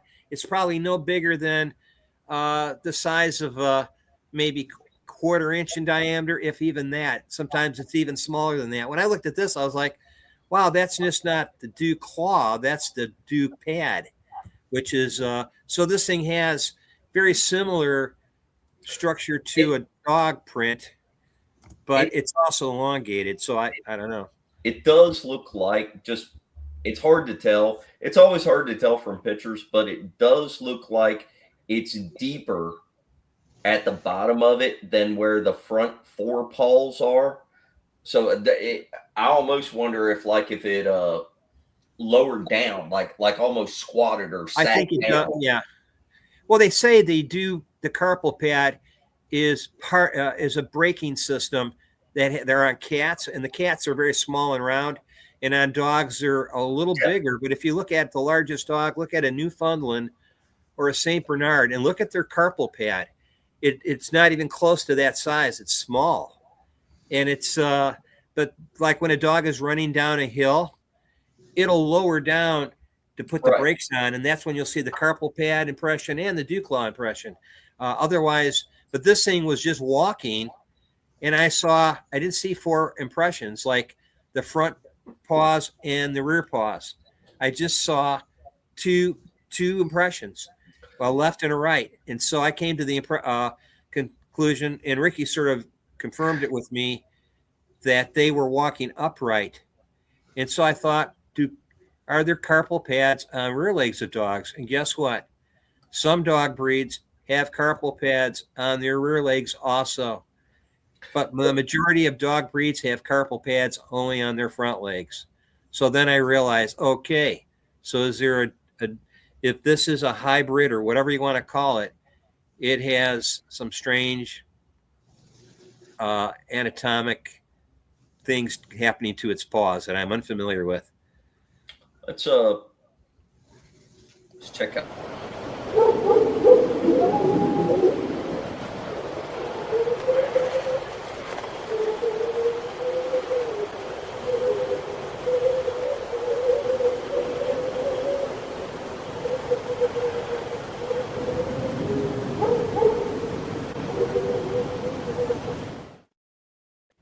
All right, what was that? That's it starts with whooping and goes into what I call sing song, and I didn't know that I had captured it. I had captured this thing springing up out of the bluffs along the river, and then shortly after that, I walked up to where this thing sprung up along the river out of these bluffs onto what I call a 2-way trail that people use 4-wheelers on, and there in a muddy strip is 6 or 7 impressions of Bigfoot impressions that look extremely long toes is the best way I could explain it. So when I showed that video or sent it to Dave Ellis of the Olympic Project. He cleaned it up, and I heard the really loud owl hoots, or what sound like a barred owl. And then I heard, and I say it in my video, I hear two men talking, and I hear what I thought were dog barks, but they were actually whoops. And then I found some structure there too. So he says, well, that's a rule of three. You found the structure, you got the audio to back up. That's happening too. And he says, now you found the prints. So he says, that's a rule of three. They each confirm each other. So I sent him that video, and he was able to pull this out of the audio on that MP4 video I sent him. And I go, what is that? And he goes, well, we call it up here in Washington, we call it the sing-song, a type of vocalization that Bigfoot creates. It's a sing-song vocalization. And I said, well, then I have it here, right here. And this was at the Vermilion River at a different park across from one of my hot spots, across the river from one of my hot spots. So this is what we just played here. Dave Ellis analyzed this and sent you this and told you that that's his impression of it. No, he actually, I should say, he sort of doubled down. He just came back and he says, we have this in the Olympic Peninsula, the forest that they do research, and I think also Pinchot, they do research there too. But he says, yeah, we get that. We get these vocalizations there. They call it sing-song. It's like almost sounds like a female humming, or just being in a good, like being happy or whatever. And I was like, all that time I was recording dog barks. I had other people telling me among my own circle of friends, dude, you were surrounded by Bigfoot. Yeah, because I could hear him coming from the west, east, the west and east and south of me. I could hear it. And so that's what he pulled out of that. Let's play it again so that now that people have a reference for what you're saying. Let's play it again.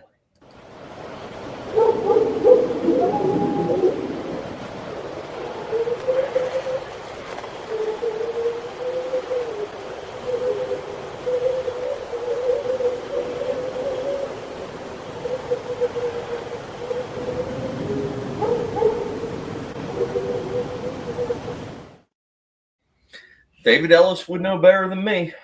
So yeah, well, he sent it back to me, and I go, I heard like the dog bark like whoops. He goes, yes, but there were also the whoopings.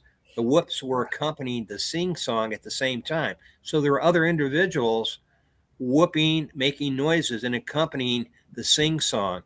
And so I'll say this as someone that has done a lot of audio. It's in the parameters, it's in the hertz range of what we look for boogers. And typically dogs are a little bit above 1,000. They're more like in the 1,200 or so. I look at anywhere from 6 to like 7 or 8 is the hertz range. You'll find them in always. And I sort of knew that, but I didn't have the spectrogram, the audio spectrogram to prove it. No, Dave did that. Let's do this other one here.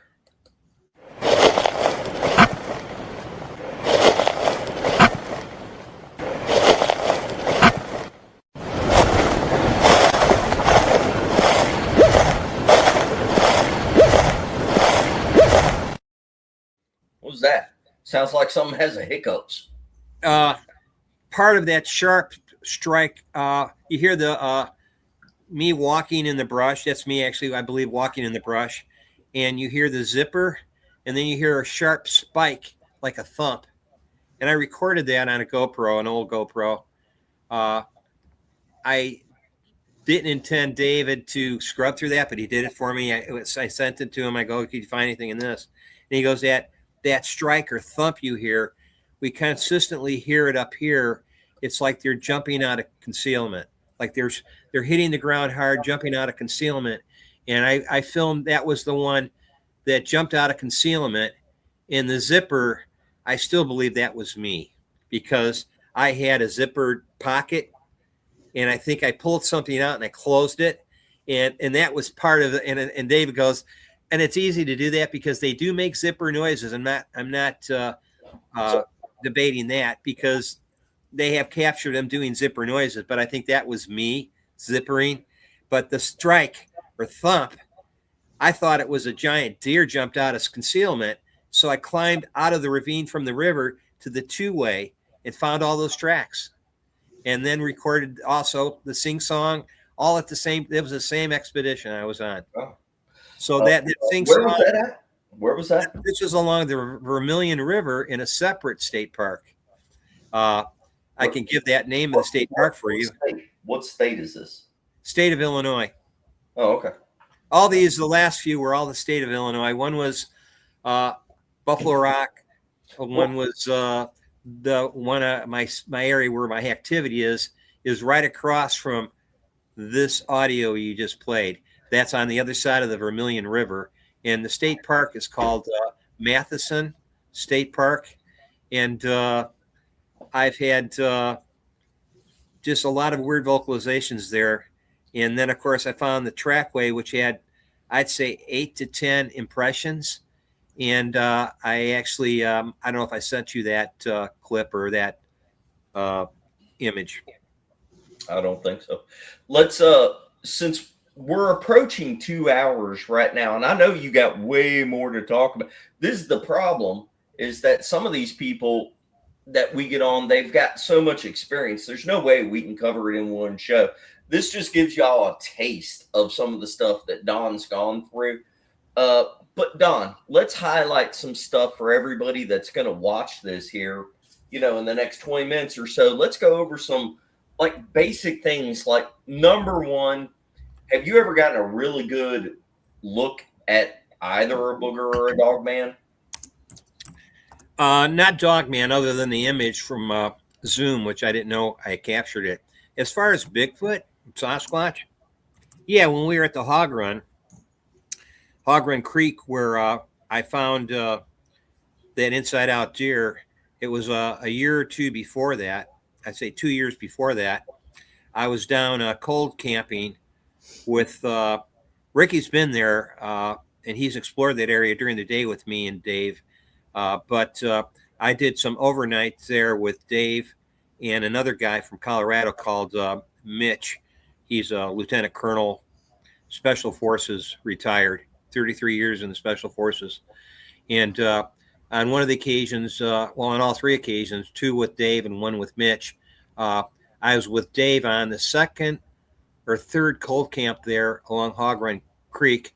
And we walk in, follow the tracks in, go down the side of the tracks, go in about 30, 40 yards from the tracks into the woods, usually an hour or two before sunset.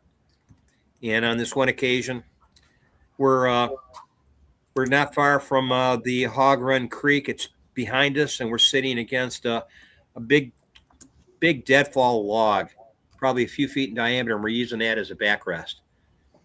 And it was probably, I want to say it got down to probably 30 or 40 degrees that night. So I believe it was late fall. It might have been October. And we set up, and I'm sitting on the ground. He's sitting on the ground.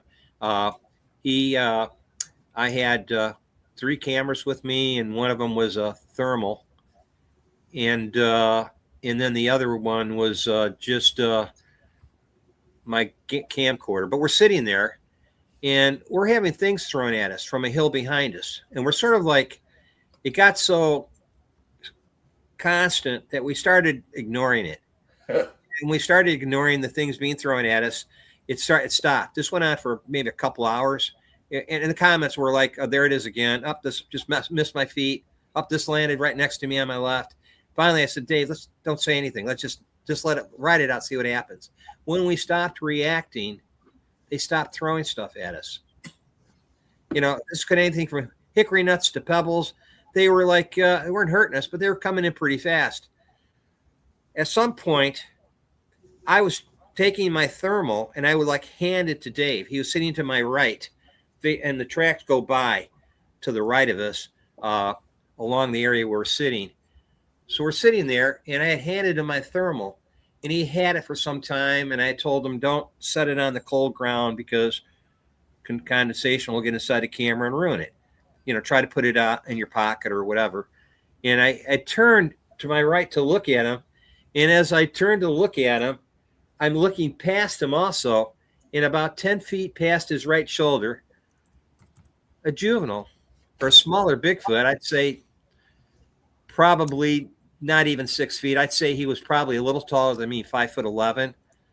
Walked past from my left to right as I'm looking at Dave to my right. See, I'm looking at Dave's left shoulder, and I was getting ready to say, Dave, hand me the thermal. And then instead of that, I go, what the hell? And Did Dave you goes, 10 what? 10 feet away? 10 feet off his right shoulder. And this was starlit night, partial moon. You could see pretty good without night vision.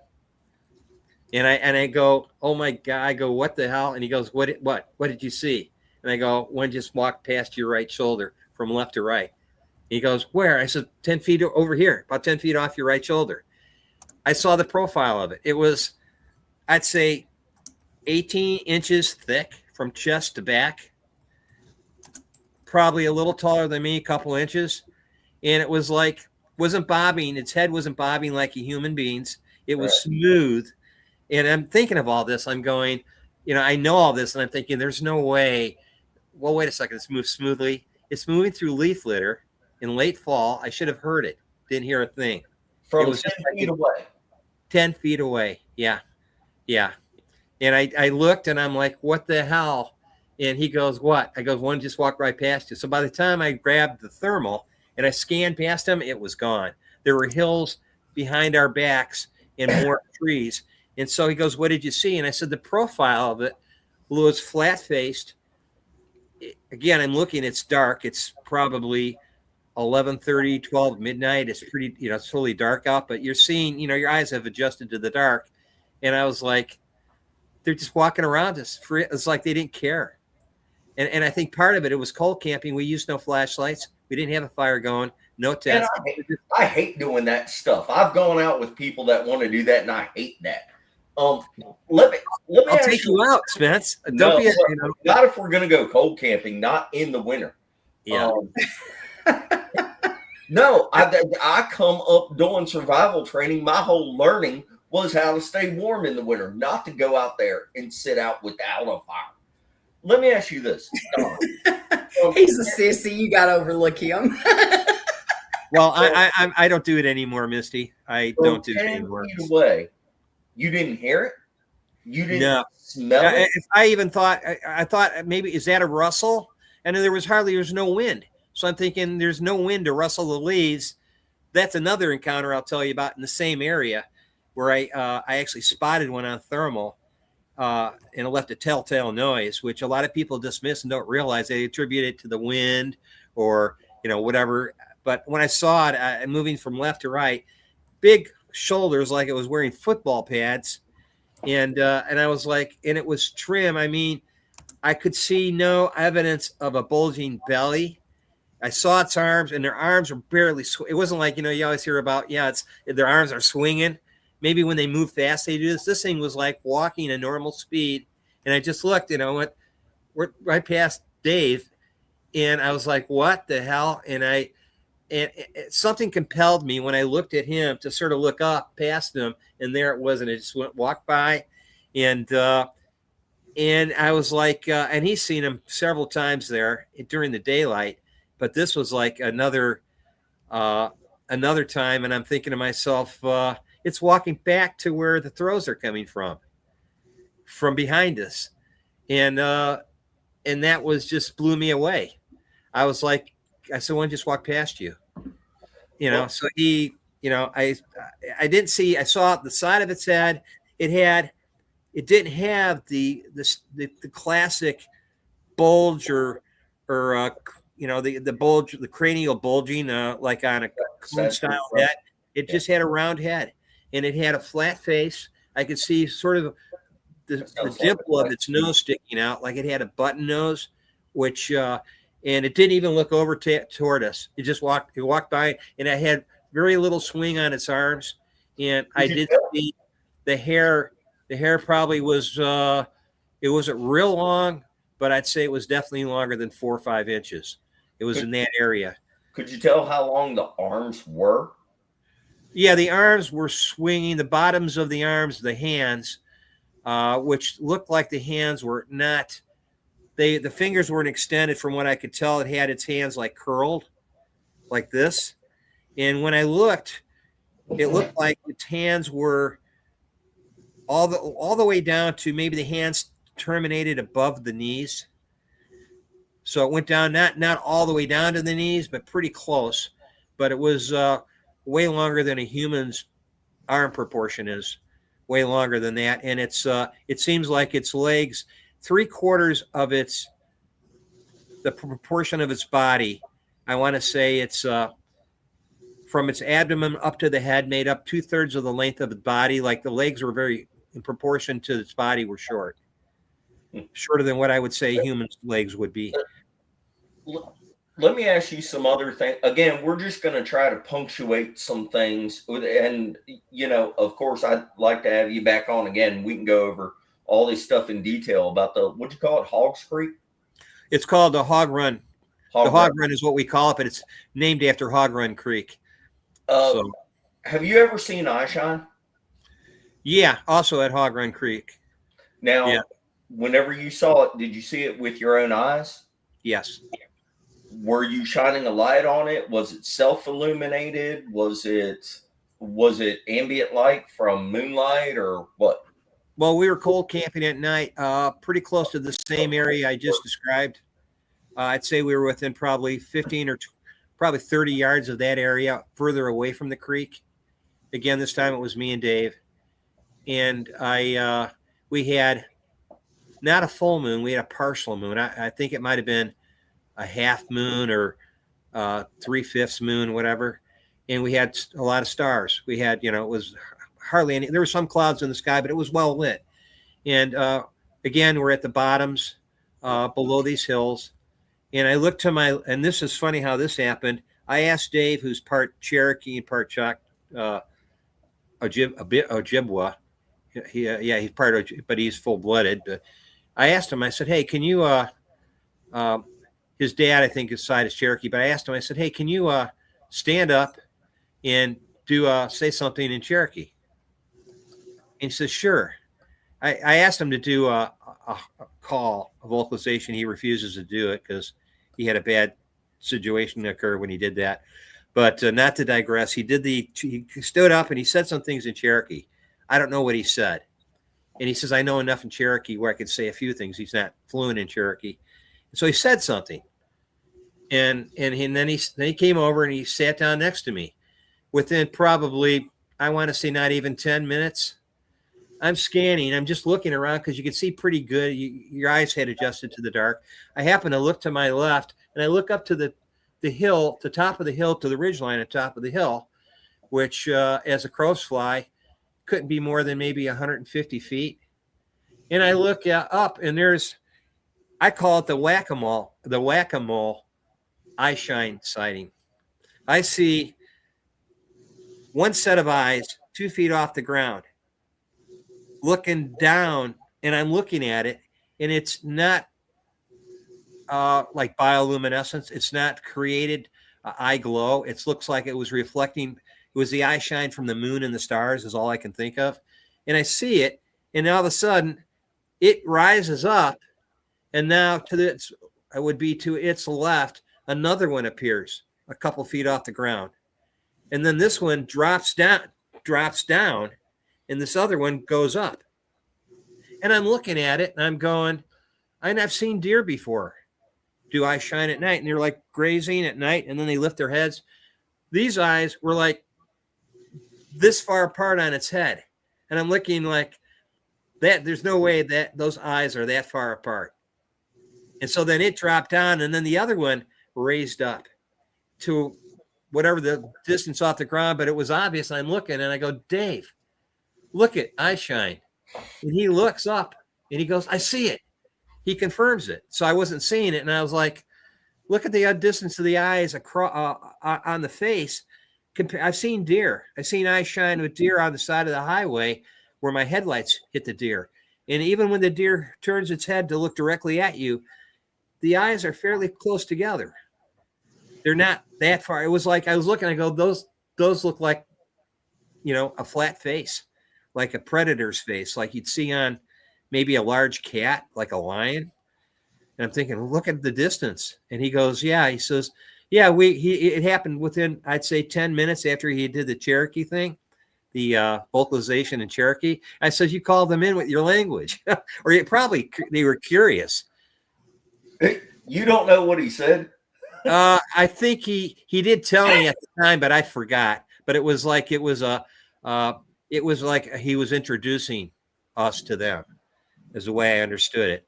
Because he won't do the Bigfoot vocalizations anymore, because he told me, he says, I think when I did that, and it scared the hell out of him, and I wasn't with him, but he described it. He says, I think they thought I was saying something bad about their mother. That's how he put it. And I told him, I says, well, then don't do it. But he got surrounded that time. He had 2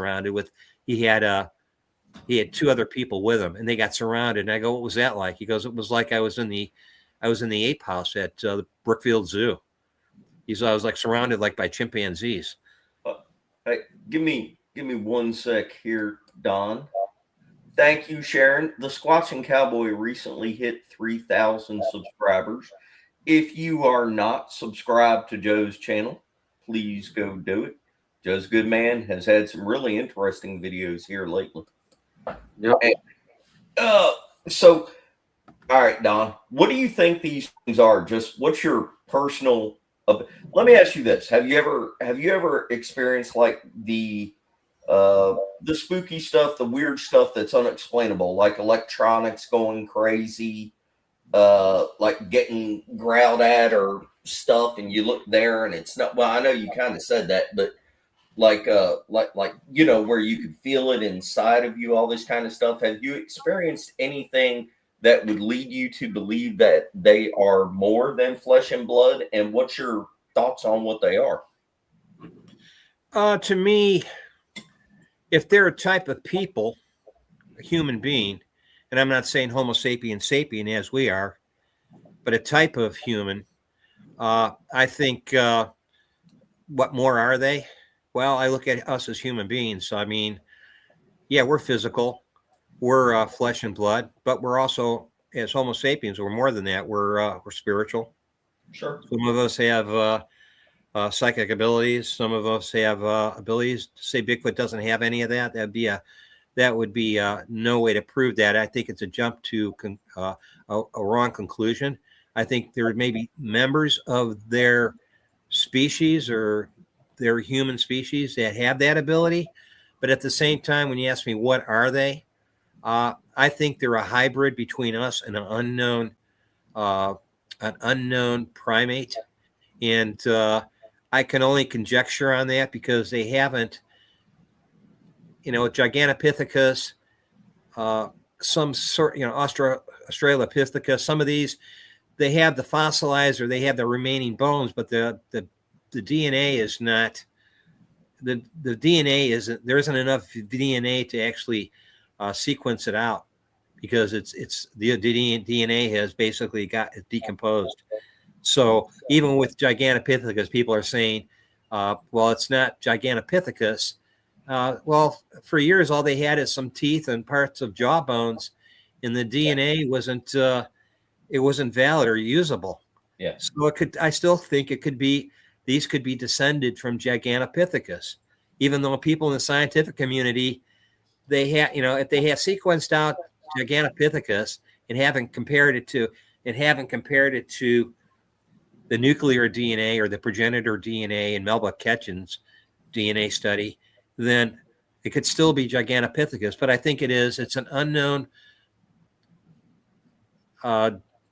male progenitor that we haven't been able to find the matching DNA for. It's not in GenBank. And sadly enough, but we know the mitochondrial and the female nuclear side, they're European Homo sapien as far as a female.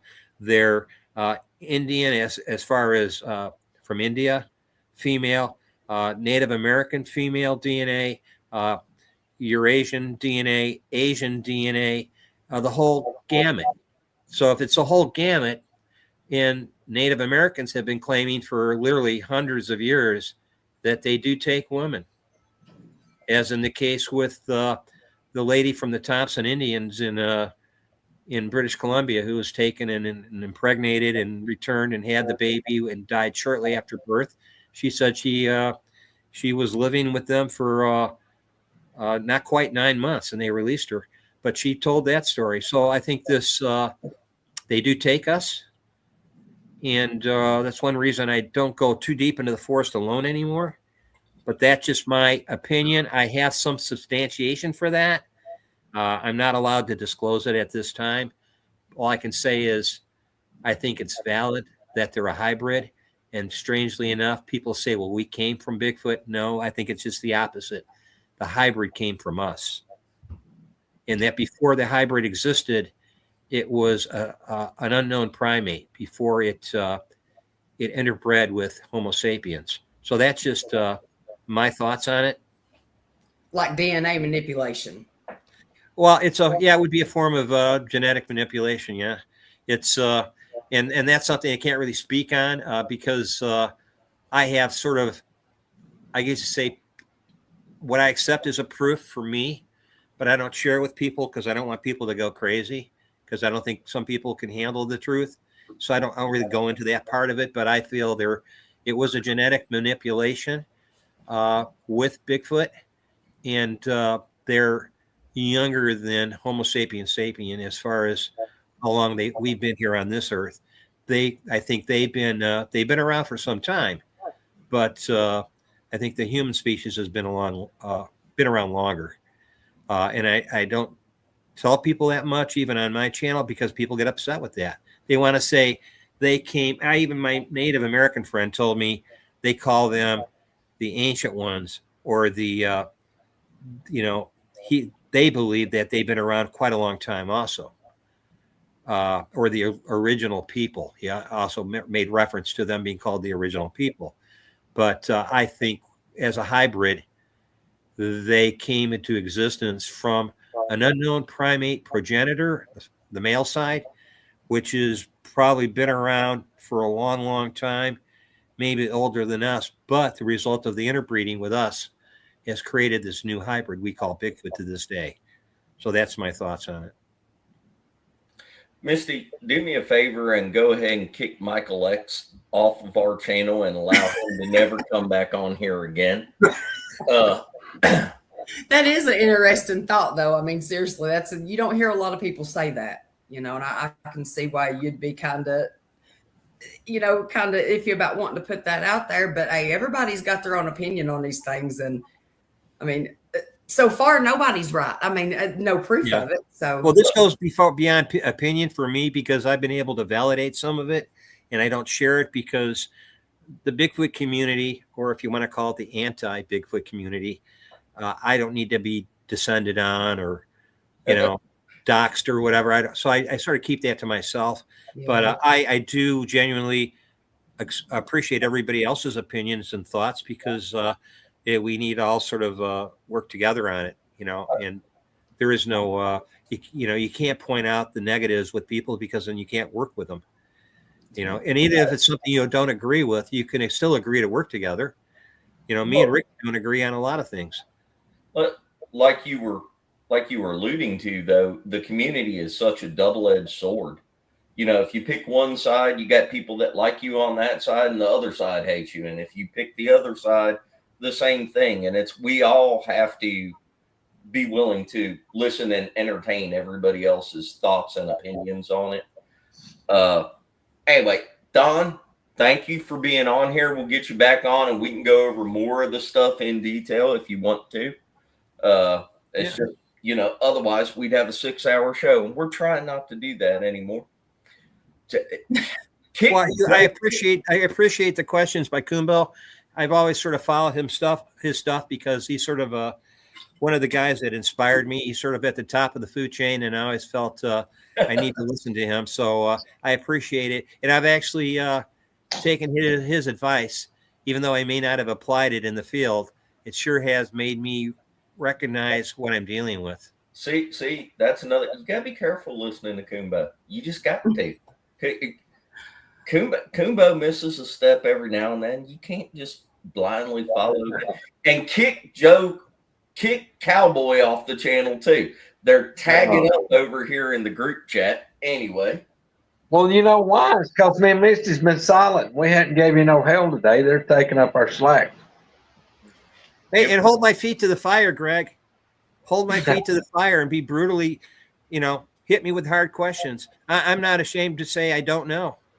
No, that You can't. man. No, I've enjoyed hearing hearing what you had to say today. He was talking about me, Don. He was saying, I'm talking about Spencer. Now, me and Misty usually tag team on giving him down the road. And today we've been silent. We've been really paying attention today. And thank God our people in chat took up our slack, giving Spencer down the road. He's used to it by now. But Don, the picture, one thing I want to talk about, picture that you had of the deer with the hide filled up over its head. My dad had a deer that he killed. It was stolen. Booger stole it, and then they brought it back, I don't know, within 2 days and flung it back out in the field. And the hide looked like you grabbed it in the middle and just jerked it like opening a bag of potato chips. And the hide was stretched up over the head, and it was stretched down on the lower part of the legs. And it honest to God, it just like you opened a bag of potato chips, jerked it both ways. Well, you just answered some questions for me because I've always wondered about, has anybody else experienced it? Well, there I go. Thanks, Greg, because I have nobody else to compare that to. The book that Tal Bronco done, Southern Bigfoot Files, it's got some of my dad's encounters and some encounters in it. And the picture that I took of that carcass is in that book. I had to sign a release for Bill White to use that picture. But yeah, it's just like you, like I said, just like you grabbed it in the middle of its back, just jerked it, just peeled the hide off it. That's another point, and we mention this all the time, but I have to keep mentioning it. If you have not read Bill White, Tal Bronco's book, Southern Bigfoot Files, you can get it off Amazon. You can get the Kindle version for like $6, something like that. Go read it. Mark Green is in there. Greg is in there. They're really, really good. Bill White did an absolutely excellent job documenting all the details. Very good book. You should check that out. Yeah. Well, you know as well as I do, anybody that's ever tried to like skin a rabbit or something like that, and you just pull them instead of a bigger animal, it's just like anything else doing a hide. It takes a lot more force, a lot more work. I mean, there's a lot of pulling power behind trying to pull a deer hide. I mean, even if you got coyotes or whatever and they're fighting over it, 9 times out of 10, it's going to rip through the hide eventually before it pulls off. Yes. Yeah. They're going to tear it or shred it. They're going to tear it. And I looked for the tearing and shredding and all that, and I thought, no, this required something with strength in hands that had fingers. Yeah. So sadly, they do the same thing with dogs too. Well, I mean, even if you, whenever you're dressing a deer, if you've got a deer hung up and you're skinning it, yanking on that hide when it's upside down, you're pulling up against it and you're standing right there pulling up against it. Even that, a lot of times, I mean, it's not the easiest thing to get that over like that. And hell, you still got to get in there with a knife at certain points and dig into it. To have it pulled back over its whole head like that, it just, like he said, it would have to take hands, and it would have to take something pretty strong. 100%. Yeah, and I'm especially glad not being tied off, unless you had 2 of them pulling opposite ways. One holding the legs, or possibly, I guess it could stand on the. Didn't you say the legs were broken? Maybe it was standing on the back legs. 3 of the 4, and that broke the legs. And I'm not sure, too, when they killed it, that they didn't take it, as people have observed or claimed.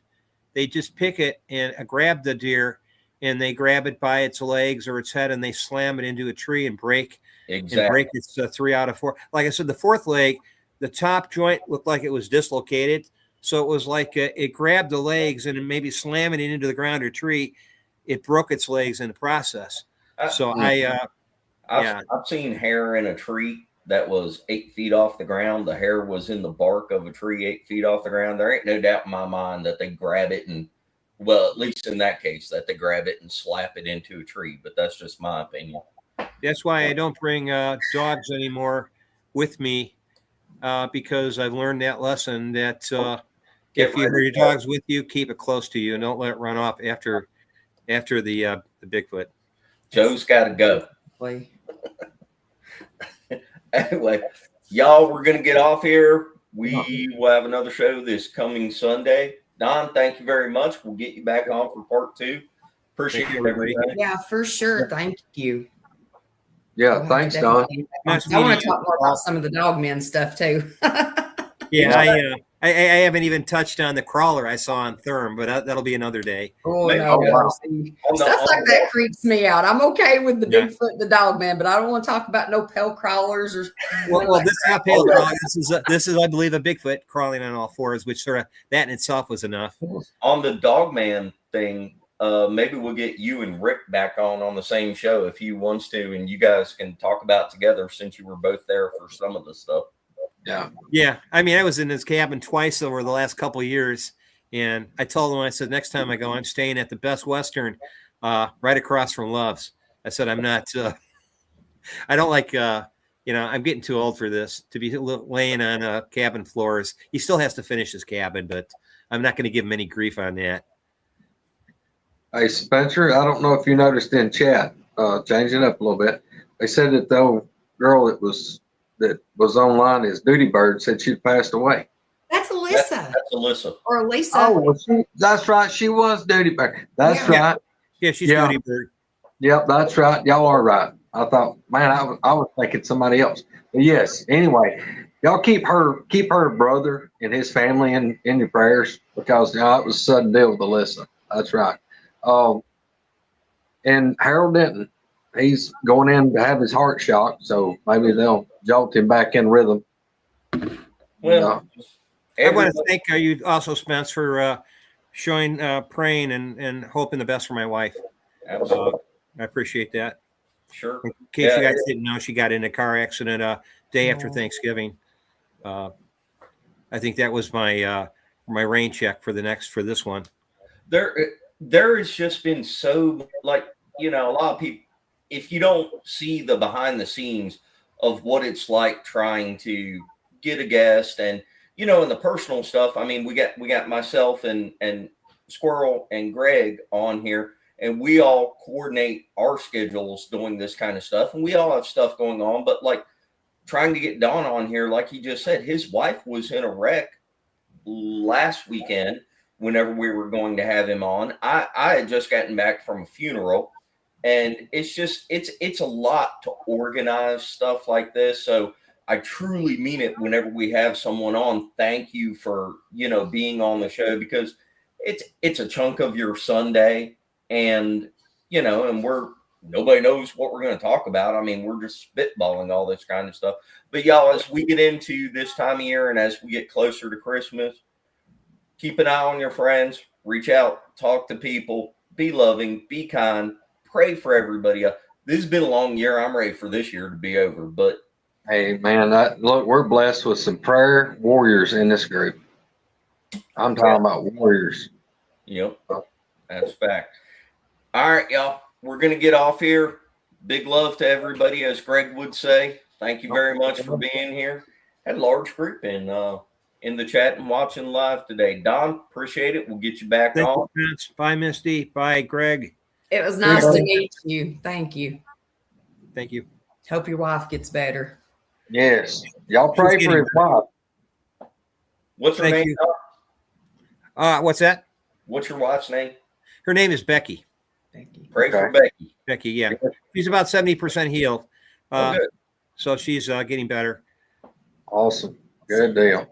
Hey, keep praying for Leanne, too. She's still recovering. Got at least a broken collarbone, and she's all busted up. A broken collarbone is no joke. I broke mine once playing football, and that's like one of the worst bones to break. I almost broke Rick's collarbone after he got back to the cabin after he left me there all night. I will sit Yeah, behind we're the going door. to visit this cabin.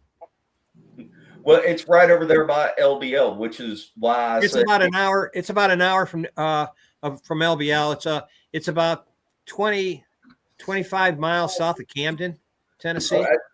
Well, So what I'm hearing is we got to plan a LBL trip and then a day or two at the cabin. yes. Heck yeah. Yeah. Okay. Sounds awesome. Awesome. Love y'all. Talk to you later. Thank you, Don. Thank you, Bye-bye. Don. Thank you. Y'all Thank you, have a Mr. good Sunday. Stay warm.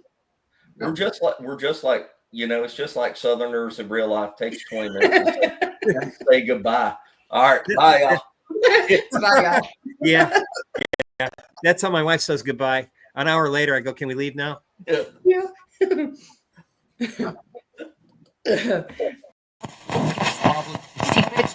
Oh, man, look. On the computer, you have to hit okay. Anyway. Shit, just turn me on, turn me up, and turn me loose.